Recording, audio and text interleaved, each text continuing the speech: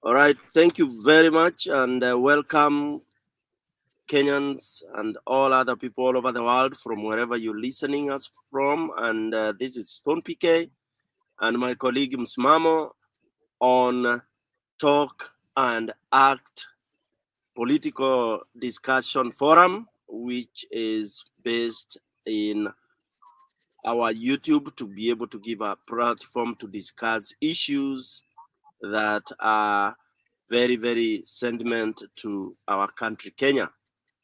Mandugu na wadada, tunakaribishwa wote kwenye channel yetu mpya hii ambaye ni tunaita kusema na kutenda.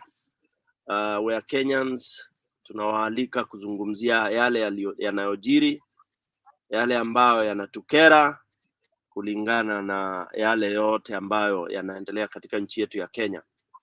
Ladies and gentlemen, topic ya kwetu kabla sijaileta, ningependa Msimamo pia afanye introduction, ajitambulishe, na ili tuweze kuwakaribisha kina Ubuntu. Nimekuona, karibu sana. Tuendelee vizuri na tunashukuru Mungu ametufikisha mahali tulipo ili tuweze kung'ang'ana na kupigana na huu ubeberu unaoletwa na Kenya Kwanza. Karibu bwana Msimamo. Asante sana ndugu yangu PK kwa nafasi ya kipekee swa katika hii forum ambayo ni mpya kabisa, ambayo kwa hakika inatupa fursa ya kuweza kuzungumza, ila si kuzungumza tu, bali pia kuweza kutenda. Yani na maana kwamba tunazungumza kisha mwisho wa siku tunatafuta suluhu edha la tatizo, haswa kuhusiana na jinsi ambavyo taifa letu linaenda. Yani kwa haraka labda pengine nijitambulishe tu kwa jina. Mimi ni Msimamo, na mara nyingi huwa nabaki katika msimamo wangu. Hivyo pia nichukue tu fursa hii kuweza kuwakaribisha haswa katika forum hii mpya ambayo hapa ni kusema tunakutenda, wala si vingine. Kwa hivyo una uhuru wa kuweza kuzungumza, una uhuru wa kuzungumza mawazo yako kuhusiana haswa na topic husika, lakini vile vile pia kuhakikisha kwamba unachangia kuhusiana na masuala mazima yanayofungamana na taifa letu. Kwa hiyo nisiwe mrefu wa maneno, nirudi tu kwa ndugu yangu hapo PK, bali tu ilikuwa ni utangulizi. Asante sana ndugu yangu PK. Upande wako. Thank you so much Msimamo. Let me take this opportunity also to welcome Mwalimu Julia. Karibu sana, karibu. Siku nyingi hatujaonana. Habari ya mwaka mpya? Sijui kama tumekutana mwaka mpya. Sisi tulifungua mwaka mpya na homa zingine za ajabu, sijui zilikuwa zimetoka wapi. COVID tuliambiwa ilitoka China, hii sijui imetoka wapi. It was so bad. Anyway, but we are good. We thank God and thank you seeing you again Julia. Karibu sana to this channel tunaita Talk and Act, and then Msimamo ameelezea kwa kina. Feel free tuzungumze yalio. PK, I'm seeing you're trying to come in, but unfortunately nimejaribu kupandisha, maybe your gadget is not mzuri. Naweza toka then urudi tena. Karibu Julia. Asante PK, good to see you na Msimamo, na wasalimia nyote. Salamu za mwaka mpya na mwaka mzee. We thank God that we are here, still pressing on.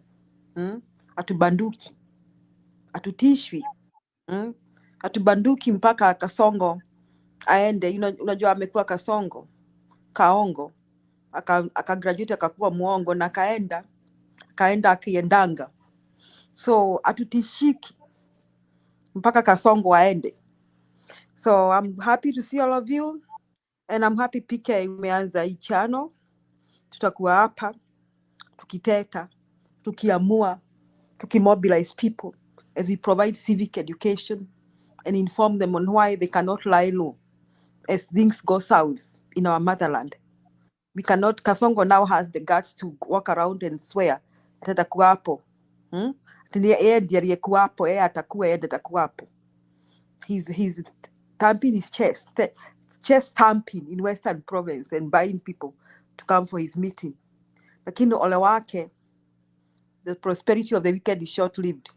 Kenyans are not buying that trash. Asante PK, wacha nifikishe hapo. Ninaweza kaongea the whole show mpaka ishe. Lakini wacha I nifikishe know. hapo kwanza. Thank you, Julia. I know, it's. I don't know what annoyance ikishakuwa to the power. You are a mathematics teacher. Sijui the highest power ni gani, because that's where we are.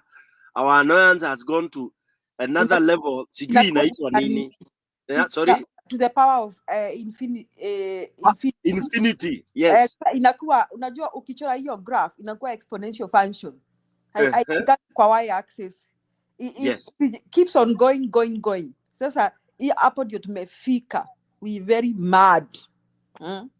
Asante PK, endelea. Na kuna mtu umeweka, naona umeweka link pale. Umetumia kina Mato na kina Kipe. Nimetumia Mato na Kip na nimewambia wasambaze. Hata Njiru mtumie. Njiru juzi ameanza kutuboa na maneno ya America. Bring him here. Njiru. Yeah. I'll nitamtumia sasa hivi Njiru. Yeah, so the topic today, wasikizaji wetu, watazamaji na panelist is it's very straightforward, and it is very, very wide, because we want to cover as much as possible, and we also want to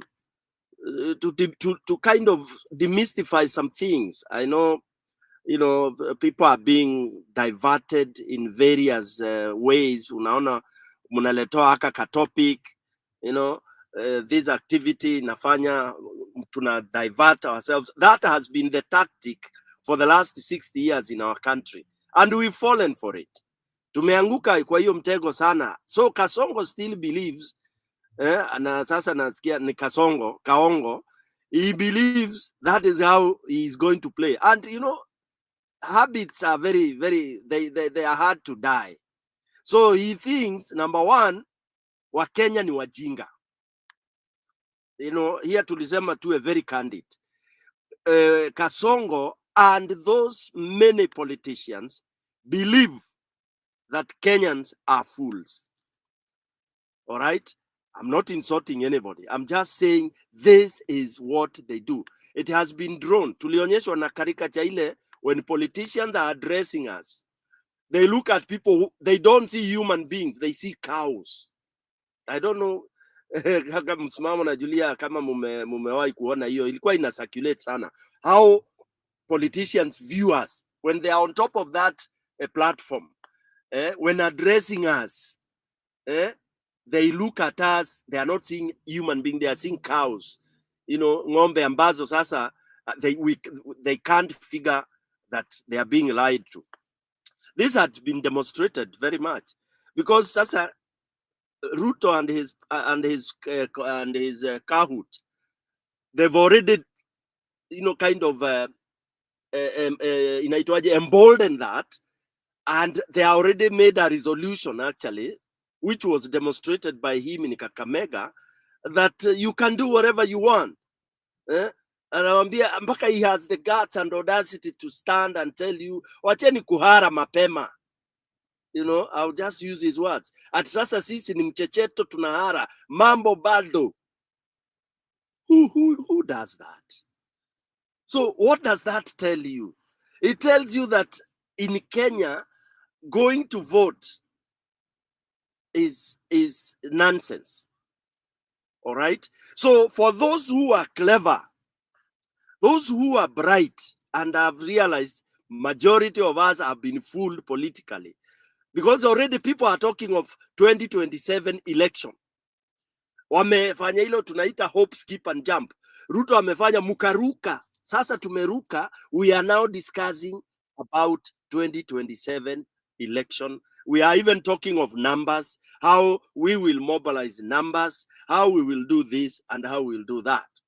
So the reason why I brought this topic, tumesema, are things falling apart in Kenya as Ruto declares his presidency beyond 2027. This is deadly. It's deadly. Ruto has declared his presidency beyond 2027, meaning 2027, ikuje isikuje, Ruto will be the president. Now, are things falling apart? Yes, they are. So while things are falling apart, meaning socially, economically, and even politically, because we can see from all corners of this country that it is agitation, agitation. People now have even lost what we call decency in terms of police, in terms of anything. There is no respect to anything that is called authority. And I can't blame the citizens. That is what happens. When you push the citizens to the wall, they become wary, and definitely that is why we get the sum total revolution. Revolutions come this way. I don't want to lecture a lot. I want us to have this kind of dialogue. As I said, we want to explore all that is the ongoings, what is happening. So, and then as we explore what is happening, what should really be, should we be looking at as solutions? Because now we have to look for solutions. And where I'm differing with a lot of other politicians who we are trying to look at and seeing as if they are with the people, they are the ones that we are hoping that they will mobilize and facilitate removing Ruto Kaongo. I'm differing with them because now they are concentrating on 2027 election, but they are not showing us the steps towards 2027 election. The only thing I'm hearing is that, oh, Kikuyus are many, Luyas are this, if this and this combine and all that. Yes, we will combine. True. In fact, right now, we don't even need any combination. Kenya hakuna cha kucombine ati huyu na huyu atacombine ndio watoe Ruto. Ruto, if anything, we could have a proper election. Ruto will be swept off by Kenyans. Kama tsunami. That is how it is at now. But unfortunately, Ruto has said it will not be possible because he knows what he's doing. Wacha nisiendelee sana. I invite any of you, Msimamo, Julia, you can chip in as we continue, because we are few, we can do that hapa na pale without having to use all the protocols. Karibuni. Pengine Bwana Msimamo atuambie kwanza. Msimamo, tueleze huko kunaendaje mashinani?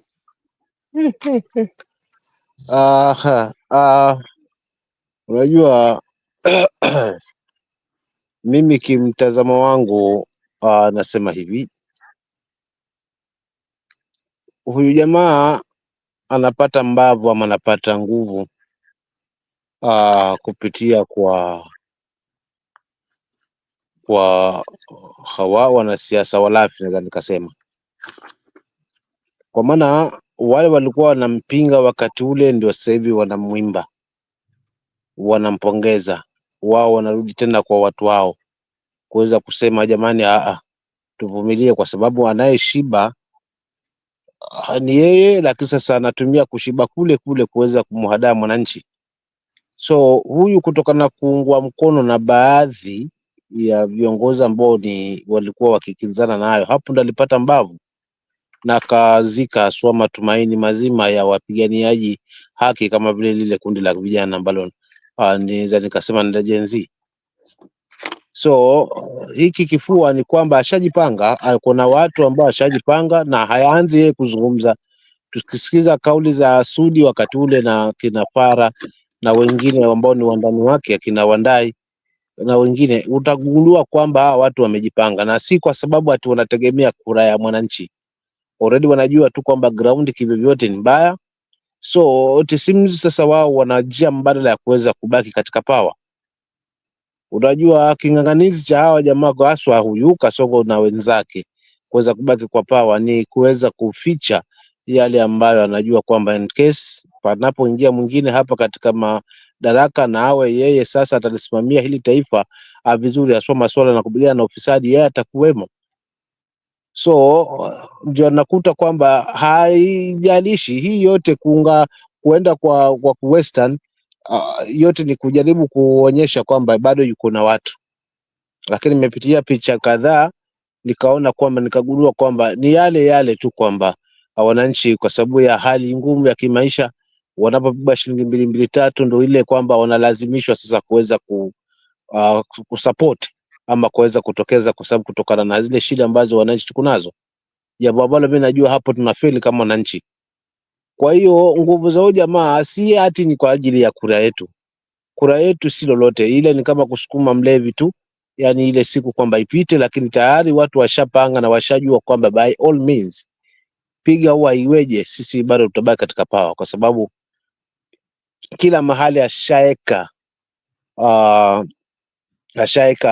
ashajipanga haswa kimahakamani. Mfano ndio maana kuna hii tetesi ya jaji mkuu kuondolewa. Kuna sababu kwa nini anaondolewa, pengine kuna sababu zaidi haswa ambayo mwananchi wa kawaida hafai kuona, lakini pengine ameona akagundua kwamba hapa mahali madamu wacha niteme huyu, kwa sababu niweke mtu ambaye ataweza kufiti na kuweza kunipa nafasi ya kuweza kufanya mambo yangu. Kwa hivyo kimtazamo wangu nasema huyu kifua chake si kwa ajili ya kura ya mwananchi, ni kwa ajili ya yale aliyoyapanga kuona kwamba ni jinsi gani ambao ataweza kurudi haswa 2027 anarudi katika power. Kwa hiyo kura yetu pale mimi sioni kwamba inatija hasa upande wake. Maana nikimalizia, kama ingekuwa inatija basi angekuwa na uchungu wa kuweza kuangalia taifa badala ya tumbo lake. Mfano kama hii leo nimesikiza haswa akiwa upande ule wa Bungoma akisema kwamba nilipeana milioni 5, huyu jamaa alikuja kwangu kampa milioni 5 ajenge shule, na sasa nimekuja kumongeza milioni 5. Sasa ukizingatia katika kauli kama hizo, ndugu yangu peke na dangu Julia hapa, kwamba yani mtu akitaka lazima aende kwanza akaanguke miguuni ndivyo apate kupewa pesa za kuweza kujenga shule. Sasa najiuliza, huu uongozi wa namna hii ni uongozi wa vipi? Kwa hivyo na maana zile pesa amekusanya kwa ushuru, tena ndizo hizi ambazo anaziita ni bonuses, anaziita yafanya miradi, anasema, lakini wewe mtu mmoja how comes badala ya kuwezesha hakuna, ni yeye apeane milioni 5 ajenge shule. Sasa nataka kujiuliza tu hilo swali, wangapi watakwenda haswa kwake kuweza kumuomba kujengewa shule ama kujengewa zahanati ama kufanyiwa barabara ikiwa wewe mpaka mtu aje kwako akueleze alafu muangalie, nikamwangalia huyu mtu nikampa milioni 5. So for real to me, hii ndio mapungufu ambao Wakenya hatufai kaswa kugawanyana kimsingi ya kikabila, bali kuweza kurudi haswa na kuwa na suluhu, na suluhu lipo ni kule kufungamana kwa pamoja tu, tuache lawama, watu wa mlima walikuwa hivi, sasa ni wakati wetu sisi na sisi. Sasa huu mgawanyiko ndio unampa nafasi huyu jamaa. Maana hilo ndio jambo la pili pekee inaliona linampa nguvu, apati kwamba alishapanga majembe yake, alishapanga raketi zake tayari, lakini pia huu mgawanyiko ambao tuko nao haswa kama Wakenya ndio ambao sasa anautumia haswa kuweza kujipiga kifua nao, kwa sababu anajua hawa jamaa hawataweza kuchanganyikana pamoja wakasema hii ndio njia, kutokana na ukabila na pia kutokana na hali ya shida ambazo tuko nazo. Tutakaponyoshewa mlungula basi tunajisahau na tunaanza kutosheka suna hicho kitonge cha mkononi badala ya kutafuta ambao ni wamvulela kwa kwenye mvula ama kwenye safuria. Asante kakaangu Benedict, sorry alipike, nitaachia hapo kakaangu apike. Najua nimezoea upande ule mwingine. Samahani. Hamna shida lolote, ni jina tu. Thank you very much Bwana Msimamo kwa that insight. Karibu sana, it is good to see you. And feel free, karibu. Tunazungumzia are things falling apart in Kenya as Ruto declares himself presidency beyond 2027. Now we are exploring now what is it. For example, before Julia ama it is good you come in. There are few phrases that tumezoeshwa, just like vile nilikuwa nimesema hapo mbeleni, that Ruto still follows the narrative that Kenyans are fools, Kenyans ni wale, sisi ni wale too, because the same narrative is the one that is used, the same formula to fool us, and that's why he can even stand and say 2027 mutakipata. There is nowhere, hakuna mahali mtu anaenda. So there is also some other phrases that ambazo ni Kenya na msimamo umegusia, whereby we are made to be seen like we are fighting maybe we are fighting because number one, there is a phrase whereby naunganisha wa Kenya. I would want, as we tackle this, now there is a story of so and so is unganisharing Kenyans and so is opposite ya kuunganisha, kutenganisha Kenyans. So this thing about kuunganisha wa Kenya, this thing about kupiganisha wa Kenya, which Mkenya is fighting who? And which Mkenya needs to be kuunganishwa with who? All right? Now, unatuambia you have brought kila mtu pamoja, serikali imeunganisha watu. Who are these? Is it Stone PK from Mere, and it is good from Western, and Musimamo from Nyanza, and Julia from Northeastern? We are being told we are being brought together. Tunaunganishwa, tulikuwa tumetengana kivipi? That's one thing that I would want us to look at. Then the other one, another tiring phrase is that we are a constitutional country. Okay? And we love transparency, integrity, and all that. Is it true? If we love all this, could we be lamenting and wailing the way we are because of the leadership that we have? Do we say that we love this theoretically and we are not able to demonstrate? All right. Now, there are many things that are happening. Right now, we are crying. Oh, Chief Justice is crying for justice. Sijui ati amenyang'anywa askari, sijui what is happening and all that. Didn't we see this? You know, now we are talking of Ruto is talking of that there are those that are distracting him from progressing for Kenyans. Which Kenyans, if all Kenyans are crying from all corners? My good people. Lastly, can we really wait until 2027? Last and but not the least, we have been also poisoned that everyone that comes or presents himself, we are critical about them. Stone PK, oh, huyo ni mbaya. Oh, talk of who ni mbaya, huyu ni mbaya. Then who is good? We are saying we want to remove Kaongo. How are we preparing to remove Kaongo if every other leader we have or other people we have or those that we know, we have already tunawakosoa, tunasema ni wabaya, hawafai hivi, then where shall we get those angels that we want to look for? How do we get them to come? Because someone has to come out of the nest to present him or herself to us as an alternative. The ones that have presented themselves as alternatives, tunawapiga mawe usiku na mchana. It is good, Julia, karibuni. Any of you can go. Yes. I wanna wacha niongee ndio. I think we have another guest there. First, story ya kuunganisha hiyo haiko, is irrelevant in Kenya. In fact, we have never fought. Every killings that have been there ni kasongo tu. You can track his footprints from the days of Moi. Atujai kuwa ati tumegawana. Pika nikuulize uko na saa ngapi ya kuangalia Julia ametoka wapi, ama saa yako your business is to find food for your children. Ukitaka kujua wa Kenya atujai, we've never fought on tribal. We've never had any issues with our tribe, our cultures. Angalia Nairobi, just look at Nairobi. How people live in Nairobi. People watu wenye wako Nairobi hawana saa ya kujua wewe ni kabila gani. That is the evidence. Lakini our wanasiasa, we allow ourselves to be drawn into the selfish interests of our politicians. Na huwa wanafanya hiyo kitu kila saa tukienda kwa uchaguzi. Wanaanza kuwahubiria nyinyi ni wa Kikuyu, nyinyi ni wa Taita, nyinyi ni Mijikenda, nyinyi ni wa Jaluo, nyinyi. You know, they start their usual game and Kenyans foolishly buy into it. So that one, ya Kasongo kusema naunganisha Kenya, it doesn't make sense. We've never even been divided in the first place because we appreciate ourselves in our diversity. We have no problem with people eating too much fish and too much ugali juu ni Wajaluo. Hata siku hizi wametufundisha kula ugali. Nani akulangi ugali sasa kwa nyumba yake hapa? Na Wajaluo pia hawana shida na Wakikuyu na githeri yao. Hata wao wanakulanga githeri wanaita nyoyo asubuhi kama breakfast. Hatuna shida. Hatujai kuwa na hiyo shida. We've never had any issues with that. Na hata tukiitana Jaluo, Jeuri, we've always called each other those names. And they have always called us Nyarukuyu, Nyarupesa.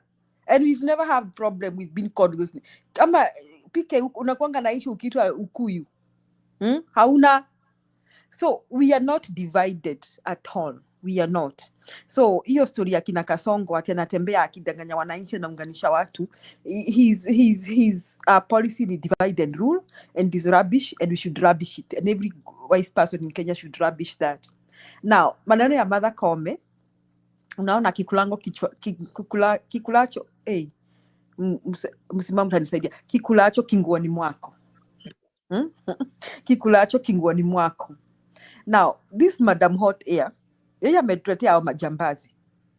Akaita the lawyers who fought for Azimio akawadimisa, akasema walileta Hot Air. Saizi yeye ndiye anasukumwa. Na unajua hiyo story ilianza na Harvey, Nelson Harvey ni wale watu wenye hawako, they are neither on the skin nor in the meat. They are neither here, they are not there. Mara wanajifanya wanapigania wananchi, mara wako jipande gani. Sasa hiyo story ni ya kumtoa huyu mama. Mimi wacha niseme, kwa sababu hii show Pike ametuambia ni ya kusema na kutenda. Ningelikuwa huyu mama ako at some level of constitutional powers where she can make reforms, reforms that will mean a lot in this country. Hivi sasa, let me ask you, who swears the president? Sini yeye PK? Sini ofisi yake? Ni ofisi yake. Yes. Yeah. Kwa nini hawezi amua hakuna mahali mnaenda? See, she knows the law. Yep. And she knows who has broken the law. Yep. She can get another government within anaweza amuka kesho tukwe na serikali mpya.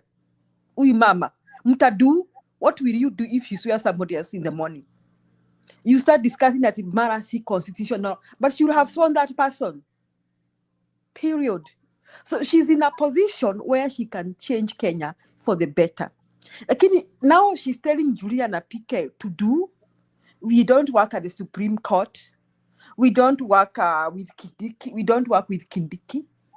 And before long, Nani anaanza kumtusi Murkomen. Hey, and she understands, she's the other arm of the government. We have three arms of the government. We have the executive, we have the judiciary, we have the parliament. She's the other arm of the government, constitutionally put there. Si Ruto amemweka hapo. Sasa analia ametolewa. What is wrong with her? So my take is, she can resolve this crisis. Leo, usiku, kesho, Wakenya ume na mwamko mpya. That is my take. Asante PK. Thank you, Julia. Yeah, in fact, to add on what you've just said, the Chief Justice can actually arrest the thief. Yes. The Chief Justice, anaweza arrest, anaweza order. There can be a court, like what happened in South Korea. It is good. Karibu bana. Karibu sana. Good to see you, bro. Asante sana Stone PK. I don't know if unasikia. Yes. Louder a little bit. Yeah. Asante sana kwa kunikaribisha katika channel yako. I think this is my first time kuwa hapa. Tutakuwa na mjadala mzuri ambao utakuwa different from the ones I've been seeing or I've been participating. Juu mimi mwenyewe nimechoka. Ule kuwa haya maswali umeuliza bado there's a lot of fog in our eyes to avoid that we are tackling the peripheral issues instead of the core issue, which actually Kasongo is using to divide us.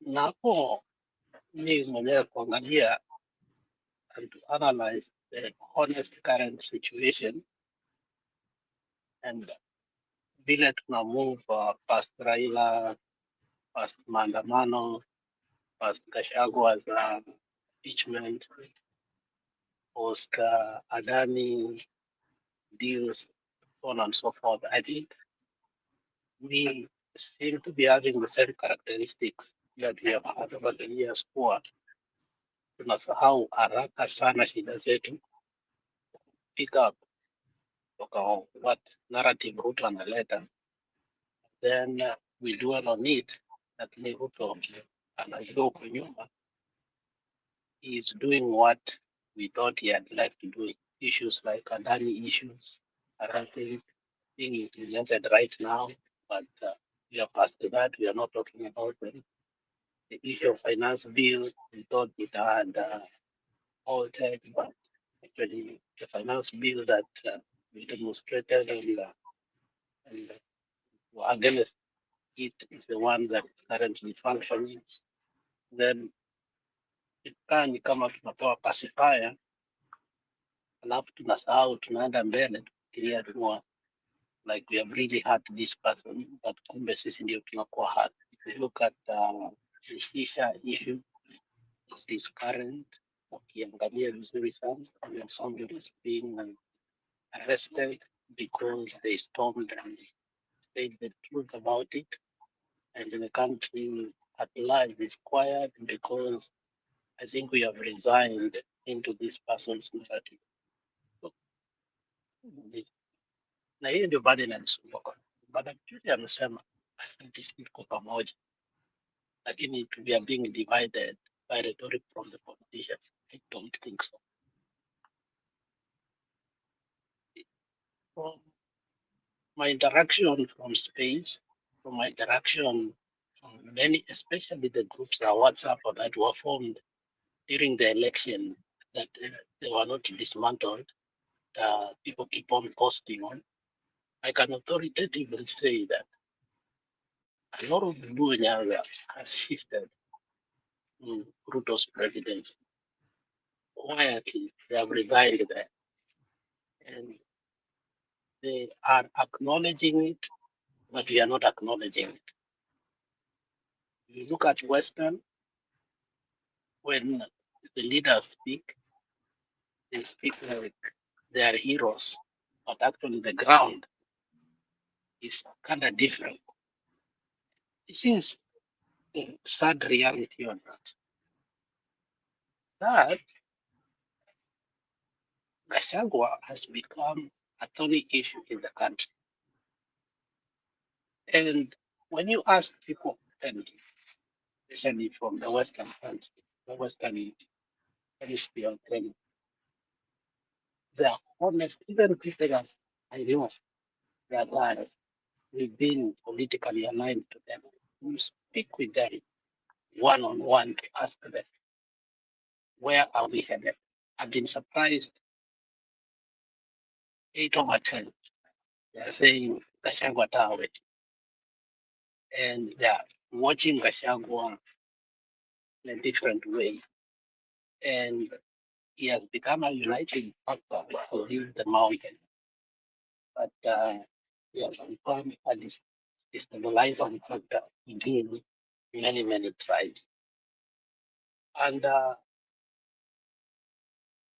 where I come from, until yesterday or 2 days ago, Simba was forced to rebuke his alliance with ODM, and he started questioning on how seats are being allocated, and every talk that came when people say Nyanza province or Nyanza region, castigated and said they are not part of that Nyanza from what he sees.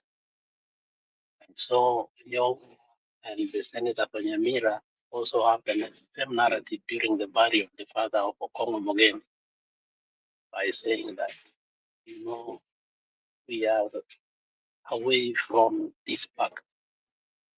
But then when you ask them what we need to do, unapata like these politicians do not want to come together with Gachagua to dismantle Onyonka just says that Gachagua has to go, and if Gachagua is the uniting factor in the mountain, then I think Ruto is safer for us.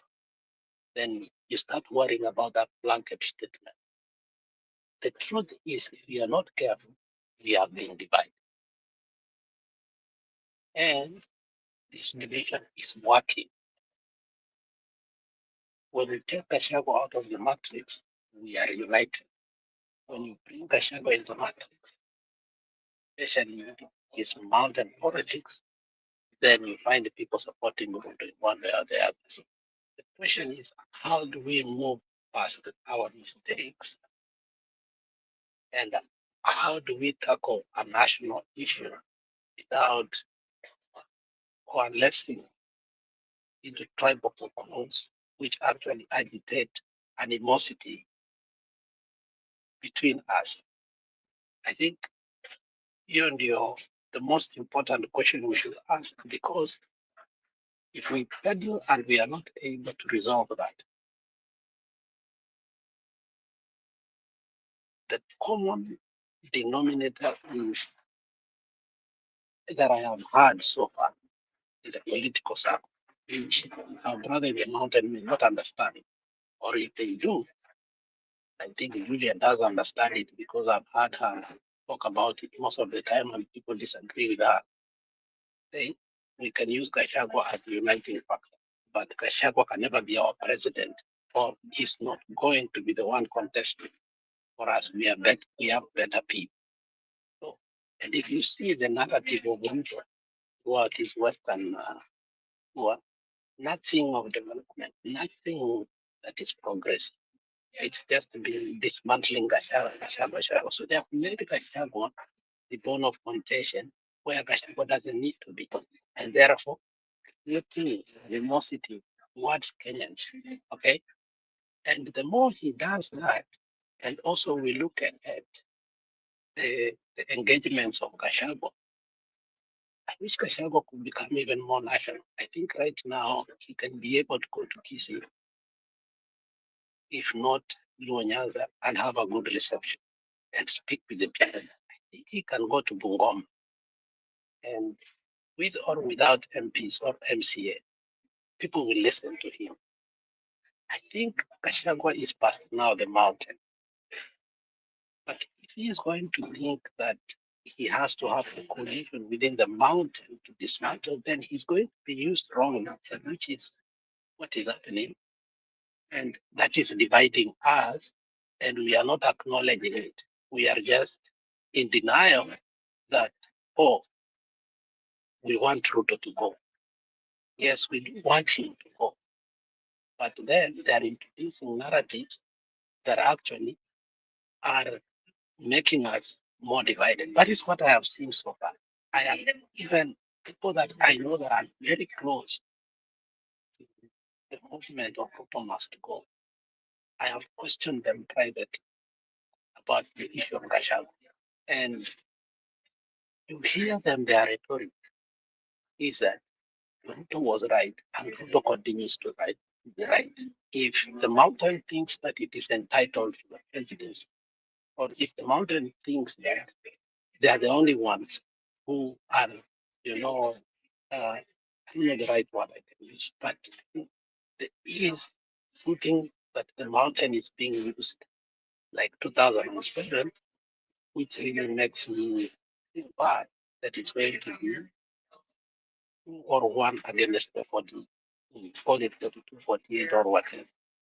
They have to be very careful, because the more it builds, the more it's going to be difficult to dismantle. That is my point of view, that already we are so divided when it comes who must replace this person.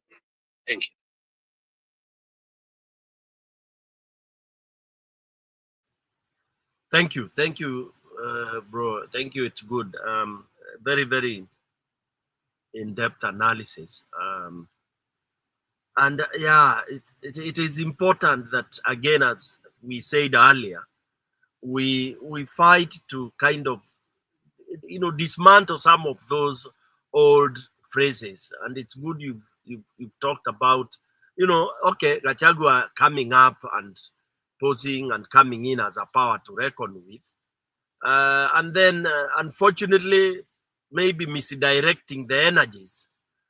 Because as I said, and even Julia said it, when you are talking of you are uniting watu fulani, I mean, I think we are lacking something. For me right now, if I was to declare that I really want to go forward and remove Kaongo, I would not be talking of uniting anybody, because people are united. So I would be talking of that energy that people have now. How do I protect it? How do we, now we should be talking of how do we use our energy so that it doesn't backfire. Yeah? This blow that we want to hit Kaongo with, how can we train ourselves so that when we throw, we are throwing on target? Unaona? If it's supposed to be a knockout, hii ngumi unaweza tupa ngumi nzito kabisa, but then you miss, mkono inatokana. Yeah, so let's not waste the bullets, in quotes, hitting squirrels and the rest when the big nyama is on the way. Yeah. Somebody saying is uniting Mulima. Somebody saying is uniting. In my own opinion, and the way I would approach things and the way I approach things, I would never even go saying that I'm dismantling tribalism. Tribalism it's another narrative politicians brought, wameleta ya kutufanya tuchukiane. Because ukiniambia I dismantled, I'm from where I belong. Mimi ni mpande hiyo, mimi ni Mjaka, mimi ni Mluya, mimi ni Kamba. There is nothing you can do about that.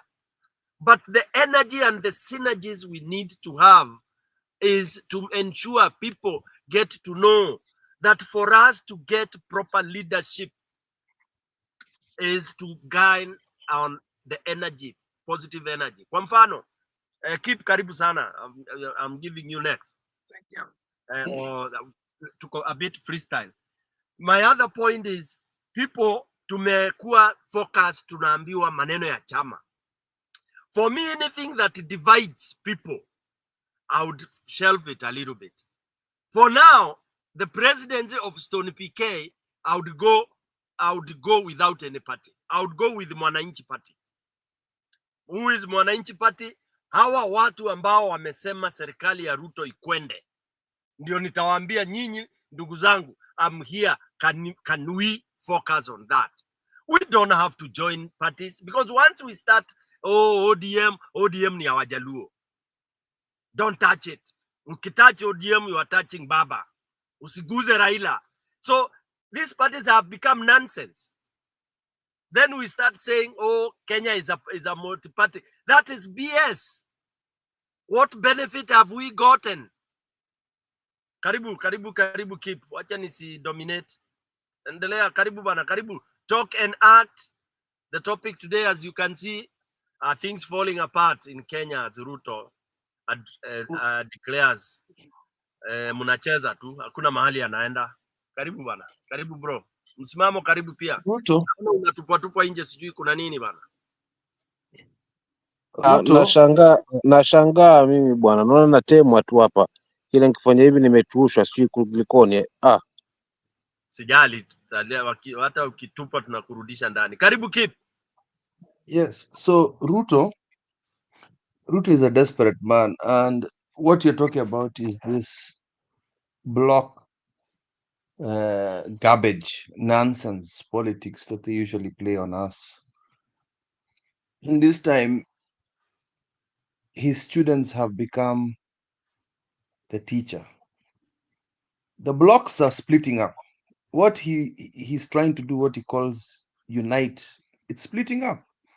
Even the ODM thing is splitting up. Akina Alex wamesema tunaenda na Matiang'i. Western wataki mchezo yake.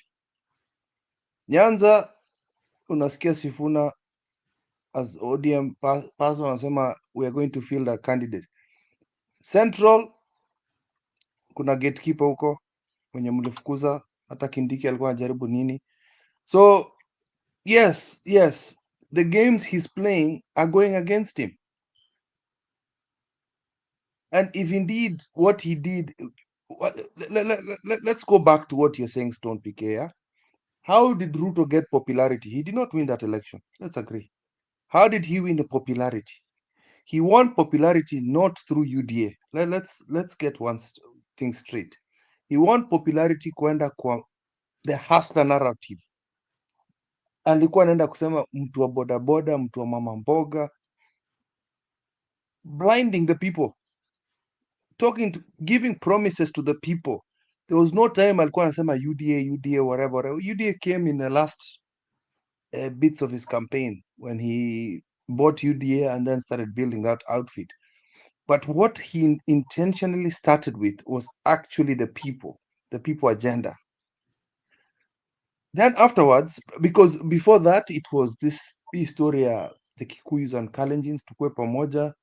Then we bring a few blocks here and there, and then the country is yours. So in 2022 December, Cherege already started talking about this. People think it's just last year. No, it was 2022 December.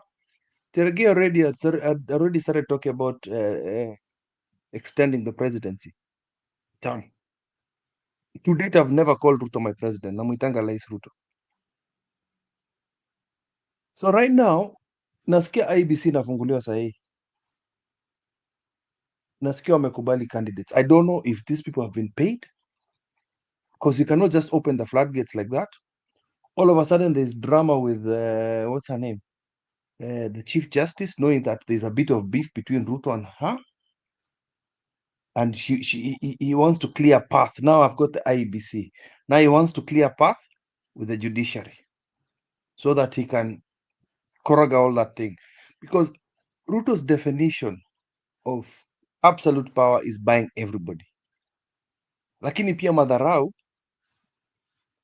inafikanga kiwango. You can only pay somebody so much until he starts getting abused in their own homes. These people are getting abused in their own homes. Ndindi Nyoro has not spoken, hajakuwa na Ruto sababu nyumbani ni hot. He's one of the few people that put Gachagua into that deputy thing. So Ruto is running around like a headless chicken. Huko kwa US mnasikia watu wetu wamefukuzwa. 15,000 Kenyans are coming back home. Green cards, I've just spoken to somebody, some people who got green cards, wamwambia hakuna. Europe is closing up, so his ideology of exporting us to wealthy countries is out. All is left with is exporting us to modern slavery to the Arabs. So the game he was planning to do has backfired. Vihiga amelipa watu wangapi huko? Apparently he spent 150 million on that trip, paying each MP money to distribute in Vihiga, but he was booed. Amenunua ANC. He's bought ANC. The ANC people, the actual party members, have refused. So for me, I want to see more successful people like Okiya Mtata, these independent people. I mean, in the US, you have a super senator. I don't always agree with him, but I always like the way Bernie Sanders came up. Independence. Have your own ideology. Fuata mambo ya wananchi. And if the party follows what you do, endelea nayo.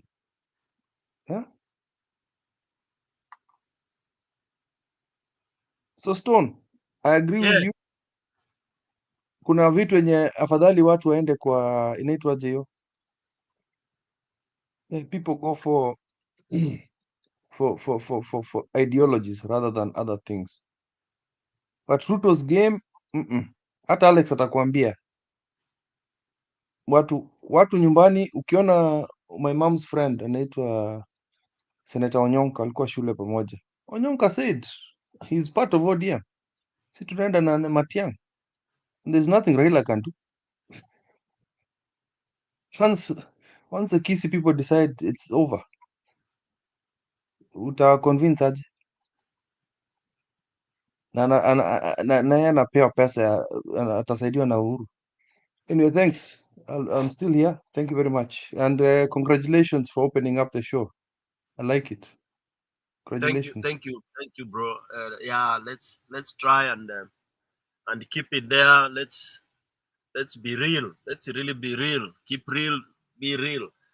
I agree a lot, and it's good we are focusing on the lies and the narrative and the deviationary, tactic that we are seeing, and that belief that pesa ndio mvunja mlima. We are supposed to demystify those things. And as I keep on saying, the experience we have gone through as Kenyans, unless we really prove to Ruto ukweli sisi ni wajinga, we have nothing. Hakuna mystery.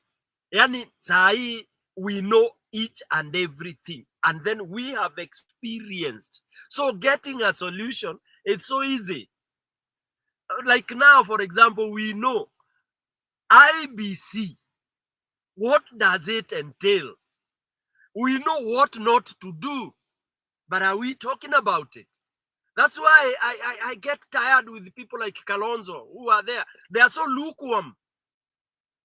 We have to be militant in terms of laying down the rules and regulations. Tuache maneno ya independent bodies. In Kenya, they are all BS.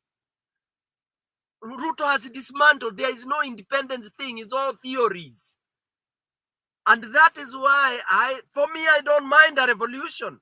I don't mind, a government change in whichever way, because some of these things, they can't follow. We can't follow the due course. Where? Which one?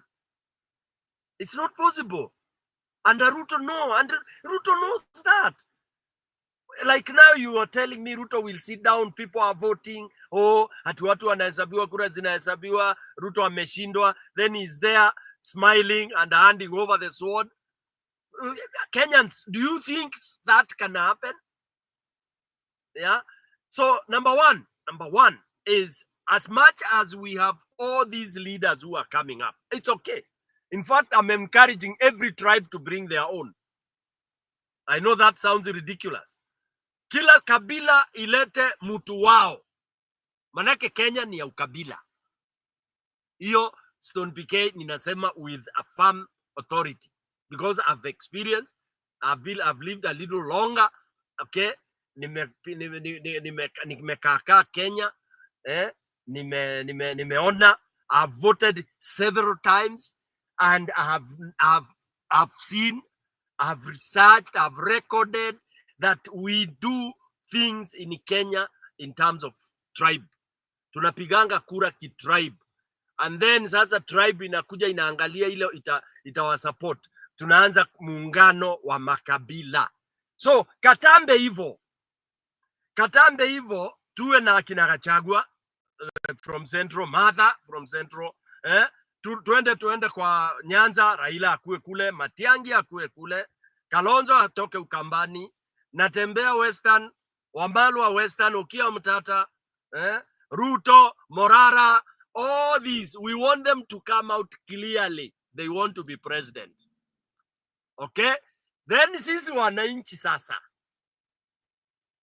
ndio tu kusema. We kuja tu, hata Ongiek kuja na mtu wenyu. Then nyinyi sasa tunataka mpigane pale juu, kupigana ile ya kuzungumza. Try to woo each other, because of course you are all this number, you cannot win any election. That's a fact. But we want you because you have your egos. Unataka kuitwa candidate. Yeah, come up. Unataka kuitwa stakeholder ama wanaitangwa nini? This what do we call these people when they are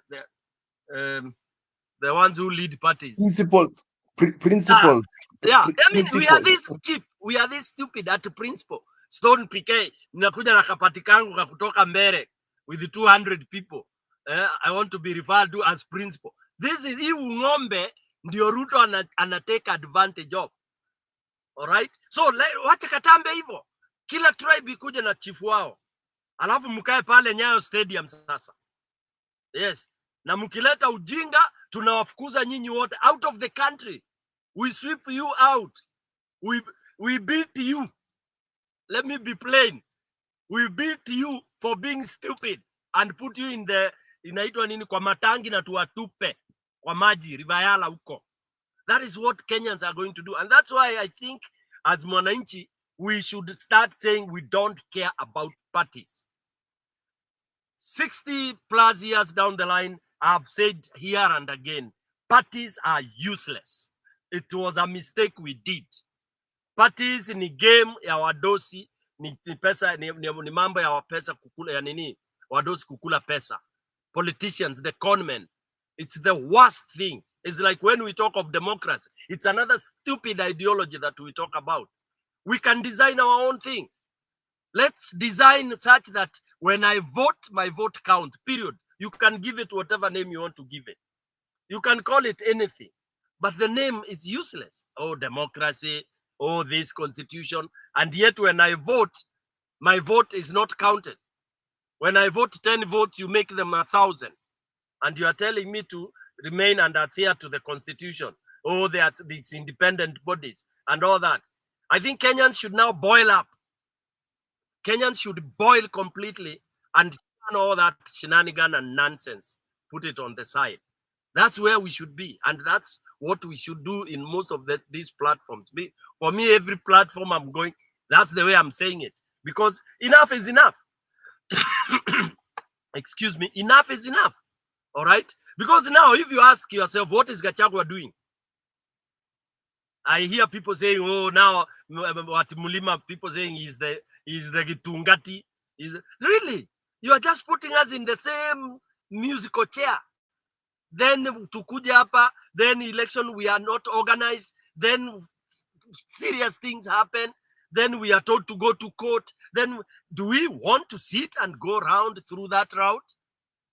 No. It's not possible. It's not possible.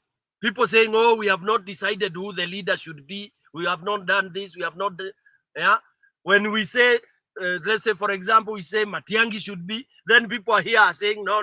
Huyo ni Mukisi, wacha waka hivyo, Matiangi has a case. Then we say Mother, oh, Mother this. Then so who is who? Watu wangu. Na tutashikwa tukiwa hapo tunazungukana tu, kila Mkenya ni mbaya. Okay, let's first of all agree all Kenyans are corrupt. That's number one. Fine, all of them are corrupt. So then what do we do? Because we have to get somebody there. Oh, we want Gen Z. So can Gen Z have a president alone? It's not possible. And we should not abuse the unity that Kenyans have now. And because it is known, it is there, the unity of the common man. It's there, it's eminent, it's there, it's a bomb. It's a magma boiling. It will erupt. That is why the who is who are busy suppressing it. In all those ways, they are in the same game. Same game. Same. I mean, how can you have 30 candidates for presidency? Are we not being stupid? I've opened the floor to anyone who wants to say something. Fike, I want to add something from where you umeachia hapo. Kuna hii narrative huwa inanikera sana ya kwamba tunatengeneza serikali ya face ya Kenya. Mfano wama hii wanayoinadi sasa kwamba broad government it has face of Kenya. Yaani ni sura gani ya Kenya katika hii serikali na jinadi nayo mfano? Kwa maana siku zote haswa katika serikali hata zenye zimepita, zile dockets ambazo ni za muhimu zaidi, zina ulinzi, zina kila kitu ambazo ni power, unakuta mtu ameweka watu wake. A few tribes being given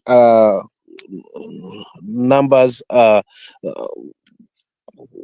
wanapewa numbers za nani dockets za maana tena kwa wingi, yani wengine sasa ni mmoja pale amewekwa waziri wa nini, mwingine amewekwa pale, then tunaambiwa iko na face ya Kenya aje. So to me kosa kubwa. Msimamo, wacha ni jump kidogo tu, hii kitu inanikera kabisa. Nikuulize, from the beginning of time, hii ni swali kwako Msimamo, and then I'll touch. From the beginning of time to now, which CS amesaidia watu kutoka mlima ama watu kutoka Kalenjin tribe? CS job is supposed to be, I've always said this, kama CS wote wangetoka Mbere, I don't care, so long as they work for Kenyans. It does not matter what community they are from, because those seats, kwanza hii kiti ya ukabili inatokanga huko juu. I do not care where a CS is coming from. We should not even be focusing, and that is how they're trying, that is what Ruto is trying to do, kusema kwamba mtu yetu amepata kiti, mtu yako anapata kiti, itakusaidia aje? If you are CS for finance, it's supposed to be CS for finance for the whole of Kenya. Doesn't matter which community you're from. And that is the thinking we should not, they are brainwashing us to think about that.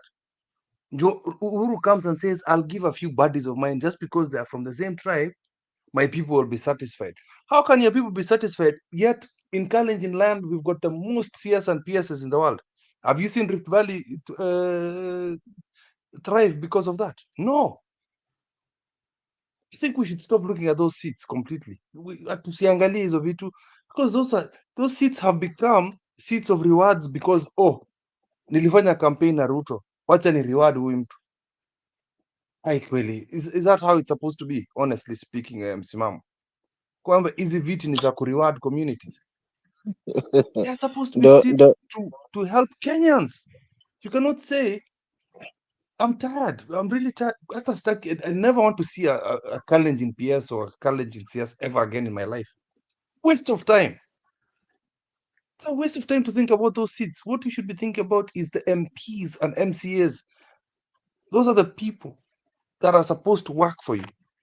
Sorry about Msimamo, kitu inaniumizanga siku hizi kusikia hiyo kitu about CS and MP and CS rewarding people because they campaign for you. Honestly,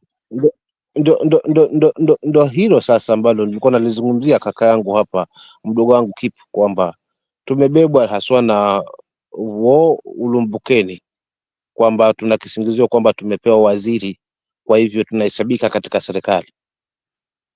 By the time tukumlipa mshahara na akiiba haswa pesa zetu, akijilia minofu, sisi tunabaki pale pale kwamba tunashindwa kupeleka watoto shule, matibabu ni noma.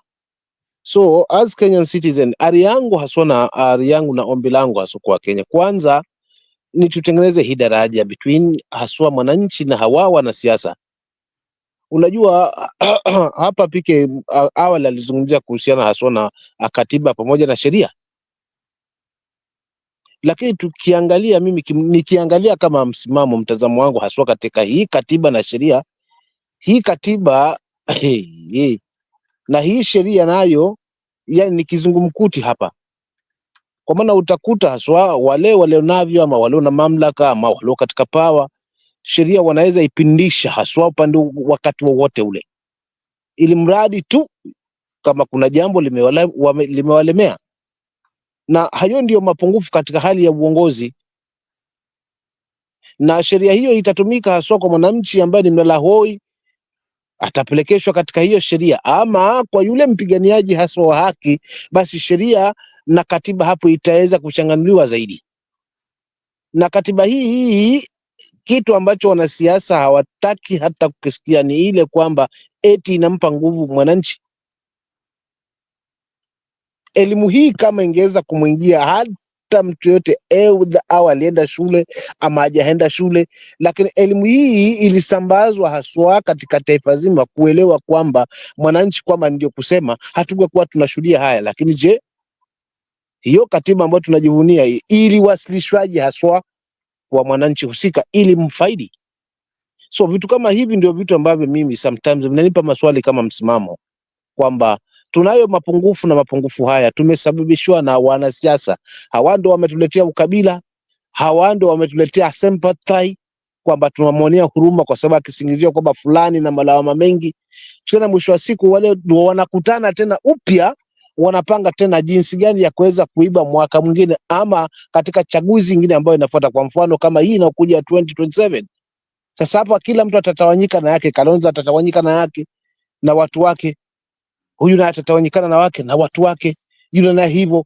Mwisho wa siku tunakosa ile maana ya kuweza kupata uongozi, kwa sababu nafasi ya kuwachuja hawa watu kama mujibu wa katiba yetu inavyoturuhusu, kwa kila baada ya miaka mitano tuweze kuwapiga msasa, inakuwa ngumu.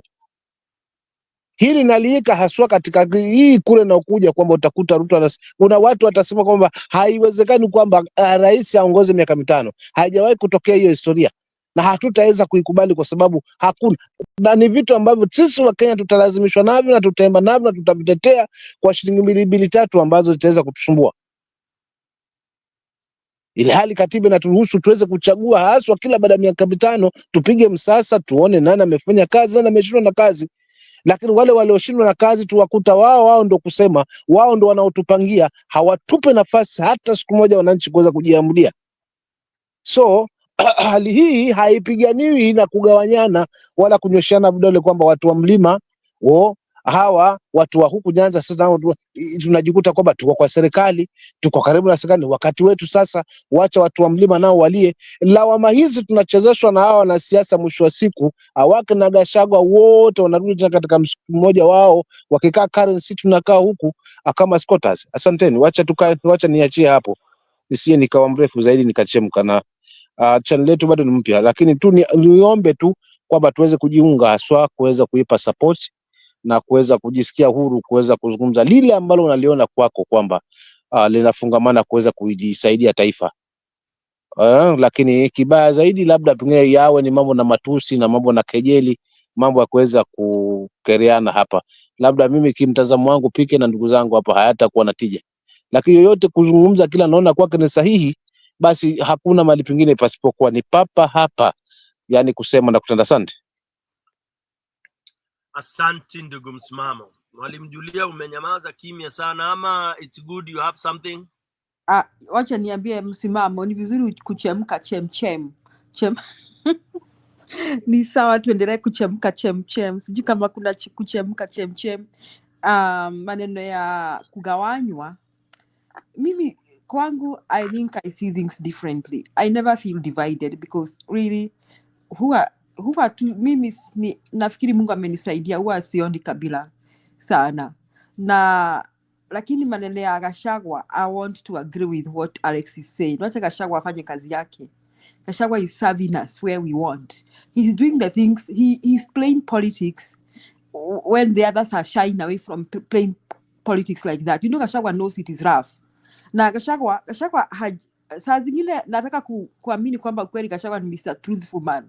Kwa sababu Gachagua is not hiding, trying to be nice. He's just calling it as it is. And he's going head on. And I think now he should go head on. He should live like Alex said, Mount Kenya.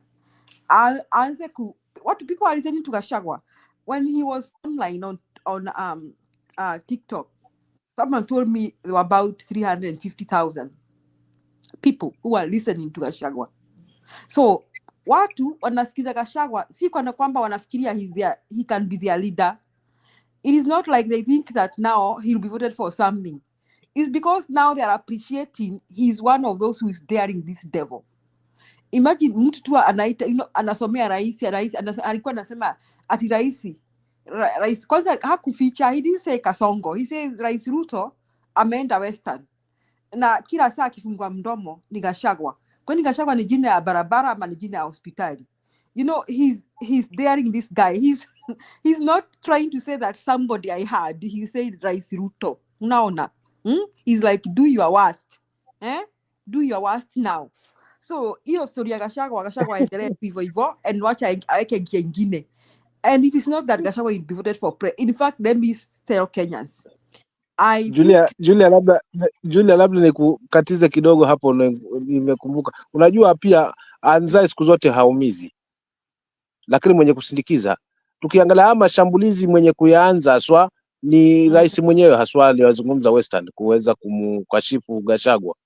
Na Ehe. uzuri wa Gachagua mimi, hata despite kwamba ni ndio haswa aliweza kubeba hiyo narrative ya ukabila kwamba sisi watu wa, lakini hiyo hainipi tija, kwa sababu sasa hivi watu wengi wanaamini kwamba mlala na mgonjwa ndio anamjua hali yake. Ehe. Ushaona? So Ehe. watu wanaamini hilo kwamba kwa sababu huyu jamaa alikuwa kule, huenda kuna kitu kizuri zaidi ambacho anaweza kutuweka wazi kuhusiana na huyu jamaa. Na that's why unakuta katika TikTok, mimi nilikuwa mmoja wao kuweza kumsikiza mwanzo mwisho, nikiungana na wenzangu wengi tu ambao tuliweza kumsikiza yale alikuwa anazungumza, kwa sababu lengo ni kutaka kujua nini haswa kilicho hapo ndani zaidi. Na Gachagua kwa kweli yuko wazi kuweka paruanja, so huyu aliyamwaga na huyu jamaa akayakoroga. So wacha tumsikize Gachagua zaidi kiupande huo, kwa sababu ana manufaa kimtazamo wangu, ana manufaa haswa kwetu, kwa sababu Wakenya wengi watapata kuelewa haswa maovu na mabaya ya huyu jamaa na mipango ambayo yuko nayo. Kwa mfano ule kujiunga haswa katika Western, aliona kwamba mlima kule hana nafasi. Sasa wacha nijaribu kujinadi pale, at least niongeze upande wangu, kwa sababu alijaribu kugusa kwa kina Fara Malim, kwa Somali upande ule, akaona hapana, hii kadi huko haitatembea nitakavyo. Sasa amebezi hapo Western, lengo na shabaha ni kuweza ku replace mlima, na Gachagua aliweka wazi kwamba huku kulikuwa makanisa na kadhalika.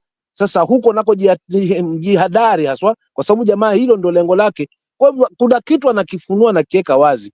Tumii niona Gachagua anatufanyia jambo zuri kwa mtazamo wangu katika hali hiyo. Asante, pole, lakini dadangu kwa kuweza kufungulia.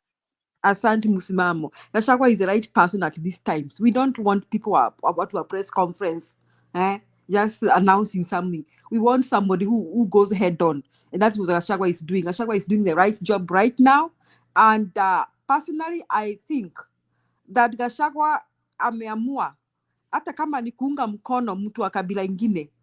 In fact, I think this time the mountain means to teach Ruto a lesson. Like they will support somebody from another tribe, deputy president from another tribe. And somebody was saying Gachagua will be the kingmaker. In fact, Gachagua will be the kingmaker this time. Gachagua will be the king. Because mimi nimeshangaa PK. Mimi, wacha nikwambie, I belong to the school of thought that didn't ever think that I would stand here talking about the good things Gachagua is doing. Because mimi, from the moment Gachagua alifanya kazi na Ruto, if you are working with Ruto, you are birds of the same feather, okay? But now I'm like, nimeangalia umjamaa, this guy is aggressive and he is like he has nothing to lose. Ni kama amesema mwaga boga na mimi ni mwage ugali na tumwage mpaka makaa, tumwagie makaa maji. That is what Gachagua, that's the attitude of Gachagua. So Gachagua is destined to finish Ruto, to finish UDA. Na kama ni Mlima Kenya, succeed.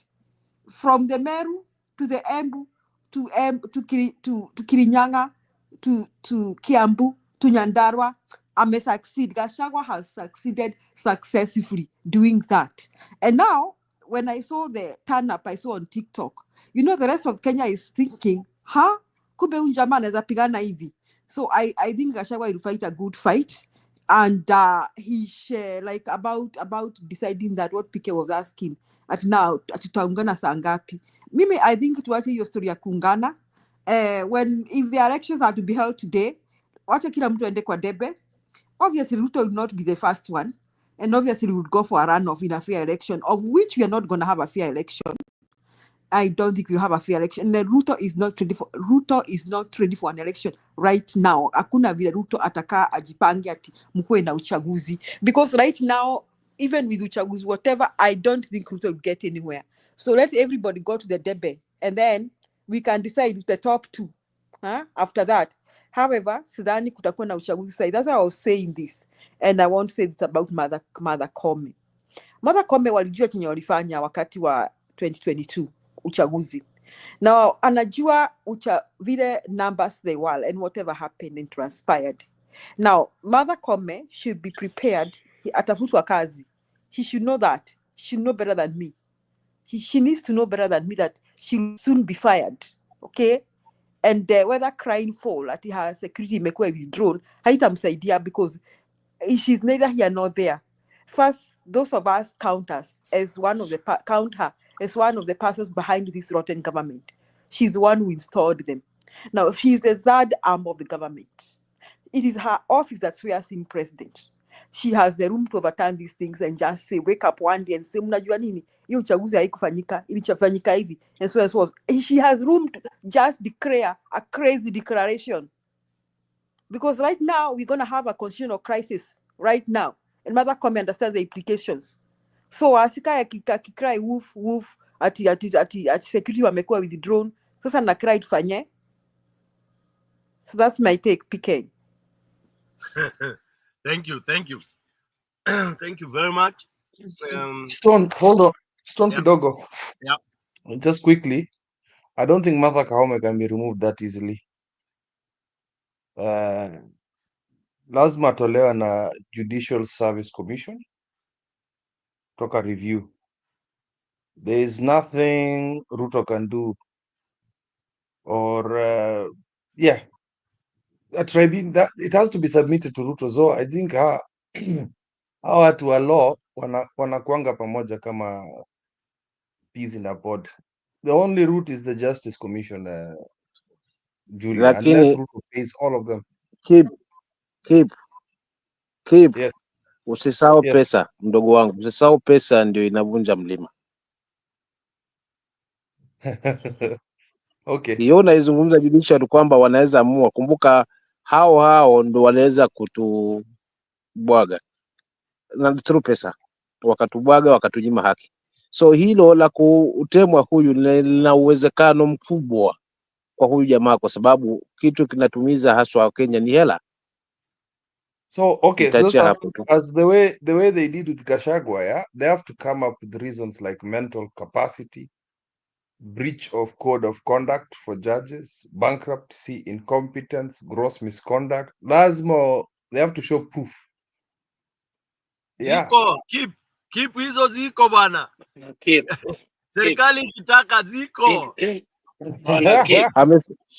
Ukipa amesahau Ona jinsi keep. Gachagua limetolewa huyu, kwani Keep. Tusikie Alex. Keep Tusikie Alex. unanisikia? Hebu msikizeni I can hear Alex. you, Alex. No. I think keep you have not gone back and read the petition that originates from Nelson Harvey. Fiti. I think we discussed it somewhere with Julia. Tuliongea. Go look at the whole petition comprehensively and see the prayers of Nelson Harvey, which actually originates from who? From Grand Mullah. And Grand Mullah was banned from ever appearing to the Supreme Court. He started that witch hunting. Stone picker you were mute. Lazima alipisha consultants. Stone picker, you are speaking your personal issues on your TV.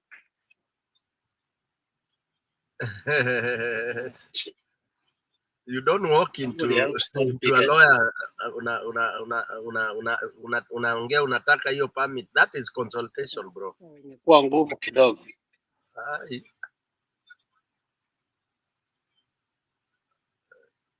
But that is the fee you will pay. That's what I'm saying. You pay the lawyer. The lawyer will charge you. PK, mute. Natuambia story yako.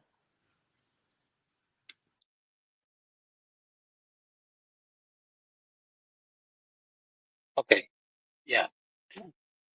This thing is well choreographed. And I saw it coming. And if you look at how it all started, it's because we do not want chronological look at things and see how Ruto set himself beyond and what he himself has been recording, and it deals with Martha Koome that he knows that can implicate her criminally. Okay? One of the greatest mistakes this woman did was to go to State House, whereby she had no audacity, neither control of what can be recorded, what she said, what can be censored from a conversation, and what can be projected from a conversation. From my point of view, when she went to State House, remember, she asked also a favor from the president. While those two seats of the High Court and the Court of Appellate were to be appointed for Ruto, she also sought about 10 seats personally that could elevate her, or she can still stick to become what? The Chief Justice. All these things are pre-recorded, which is gross misconduct. Okay? Remember, Justice Magar told her in legal jurisprudence, now going to State House in itself is a crime. Okay? So you cannot authoritatively say that Martha Koome, ABCD. If you look at the allegation Martha Koome has had throughout her tenure and has been covered, Martha Koome should have gone from day one. Secondly, the narrative that has always been said.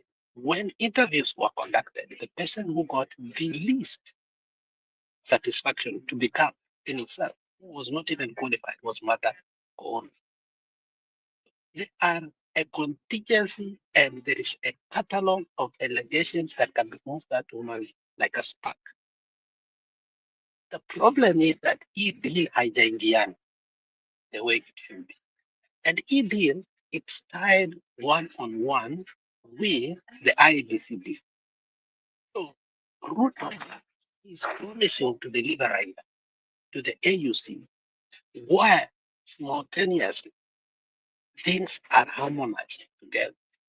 So ask yourself, how did Isaac Ruto and how was he chosen to become Judicial Service Commission member immediately after election?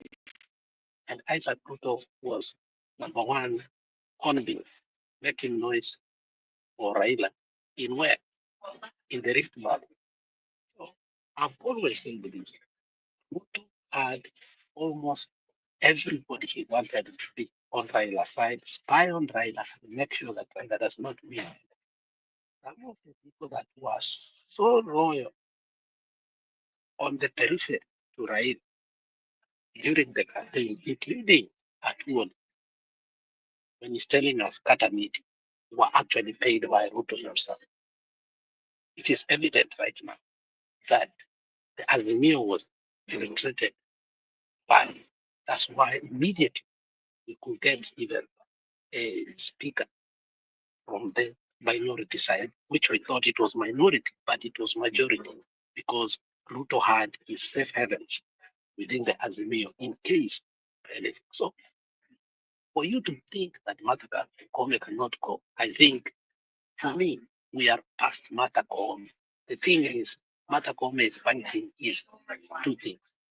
Will she be criminally charged? Will she be silenced the same way Chebukati has been silenced so that she will never ever say anything? Will she be gone so that she can never say anything like Gashagwa has been talking? So those are the deals that's going on. But from the state of the Judicial Service Commission's offices, when Isaac Ruto came out, he said, we are in the process of removing the entire Supreme Court. He did not say these are allegations, or he was insinuating that they are going to probably start deliberating about it. He was very categorical. He said, we are in the process of removing the Supreme Court of Kenya. Go listen to this. And how many people supported it? Almost everybody. And you look at the proximity between uh, the current NSI boss, the current DCI, the current Grand Mullah. These are people who have always hated corn to the core. And looks like there is a promise of that seat going in the Somali community. That one I will guarantee you. So we are past Mother God. You need to know that. These people have choreographed everything. The medical report is being harmonized and harnessed with the exiting of Raila to AUC, and that is why the frantic efforts by the Somali community to make sure they even speak to the Djibouti person so that he can step down. You see, these things we are hearing, I think they are jokes. The Djibouti government says that its money, in terms of millions and millions of money, is in Kenya. And if we can give that money to them, the president of the people can actually do what we call the candidature of the person, whether he likes it or not, and therefore allow Raila to sail through. And the reason of all this is because Ruto knows very well the Supreme Court is going. Once the Supreme Court goes, the medical report will be implemented by him putting the person that is going to announce him in the general election. Not only that, he's going to announce the people that he will want. Just like during the Jubilee election where the Kabongos were left aside. So he will understand how he will play the mountain. That election, the mountain, the question changed. If we are going to wait, that could have won an election. He will handpick his own people, the way people like Guru had picked after they had conceded in the gubernatorial seat. Later on, they were installed by force. Who remembers that? It's because the IBC was compromised. So I concur with what Stone PK says. Why are we waiting for a compromise of the IEBC, a compromised IEBC for us to go to an election? High time people to understand that we cannot wait for an election because an election is not going to happen. It is going to announce Ruto cannot accept to win an election because he knows that he can never win an election. And therefore, the only way, even Sudi, his mouthpiece said, tutaongeza. We have already been told. So, why are we waiting? Anybody who is talking about election, anybody who thinks that through legal means we are going to solve the impasse that we are in is dreaming. Because, first of all, Ruto has gotten away with what any president in the democratic society has never gotten away with. A new police boss, a new everything, a new DP handpicked, now a new judiciary, a new IEBC, a new police commissioner, everything. So how do you expect that man to lose an election? When he was a DP, when his powers were benign, he was able to come out. So I agree with Steve Pickett. How can we convince the country that we can't wait for 2027? There should never be a mock election. We should never again use billions of money to chicken gate and lie that we have bought paper, so on and so forth. Why can't we take action now? Tell our people that unless we change the system now and now, and we don't change the system because we have found alternatives. We dismantle it first, and then that conversation can begin later. So for us to start, coalescing on Ashagwa, coalescing on Morana, so that we think this is the way canon, it can help. It's a pathway, okay? But let the system fall completely, and then Kenyans can be open enough to have a conversation and say, now that the system has fallen, so let's channel our energy and forces first of all, make sure, because that is the only uniting factor, by the way, we have. Other things, we are so disunited. I'm telling you, Julia, there is no uniting factor. The only uniting factor we have is that we all agree that Kasongo must go. The only uniting factor we know is that this guy cannot perform. The only uniting factor that we know is that even if he was given 20 years, nothing will change in Kenya. The only uniting factor we know is that our country was bought up a long time ago. The masters that put him to be the president are the ones who are benefiting. If that is what is uniting us, then let us use that uniting factor. Make sure that the system falls. After it has fallen, then we can have a debate. And that is why Raila can mock us and tell us, okay, anaenda wapi? Hakuna mahali anaenda. That is Raila, a person that we thought that has fought for the democracy of this country. Anaenda wapi? So we must show him that he must go, the system must fall, and after that, we will choose. Because the narrative from the Nyanza people, and you have seen it on TV, that if Ruto was to go, you have seen it even Sifuna not able to answer that question. That, the only reason we did that is because we did not know. You've seen how slippery Sifuna is on that issue. Anybody who has been watching Sifuna, akiulizwa anasema, we did not know. Ruto akienda, who will take over? We do not want enterprises, the DP to take over because he's worse than Ruto. Oh, that's a lie. Let the system form. Then we can decide. Here ni ukiwa mtata, it's okay. You and Judy atatoka hapa and it is okay. If it's story PK, it is okay. If it's me, it is okay. Hata ikikuwa, what comes to us? What comes to us? Mzalendo ama mise, it's okay. Thank you. So kipu umesikia hiyo story ya Martha Koome, ajipange before apangwe afanye ile ya kwetu. Unajua sisi PK translate for keep, tunasemanga mkugi akorire mushemi bu translate for keep. Ngoja Godfather wa channel juu hapa Mtembei. Msalamie ba. Ako kwa comment. Mtembei is watching you but. Where is he? James. Msalamie. Ako kwa comment. Section. Mtembei ako pale. Jambo Mtembei. Godfather wa hii kitu. Anasema Kenyans are happy with Ruto. The first defector from Azimio to UDA. Mtembei aliendanga hata kapigwa picha na Ruto. Mnakumbuka hizo story? He defected. He was the first defector.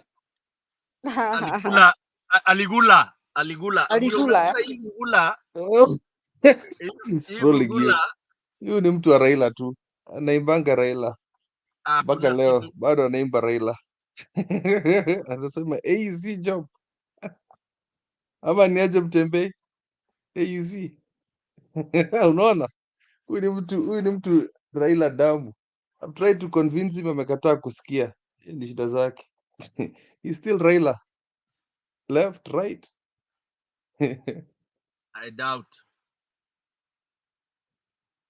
I think, you know what I realize? But we underestimate this man. I'm glad he's here.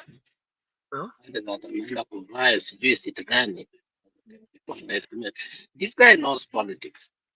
I wish people could listen to him. He doesn't give his views easily, but when he gives his views, ako kama huyu mjaluo mwenye ako huko German ambaye anakuja so he's a good guy just to make sure that all of you get smart.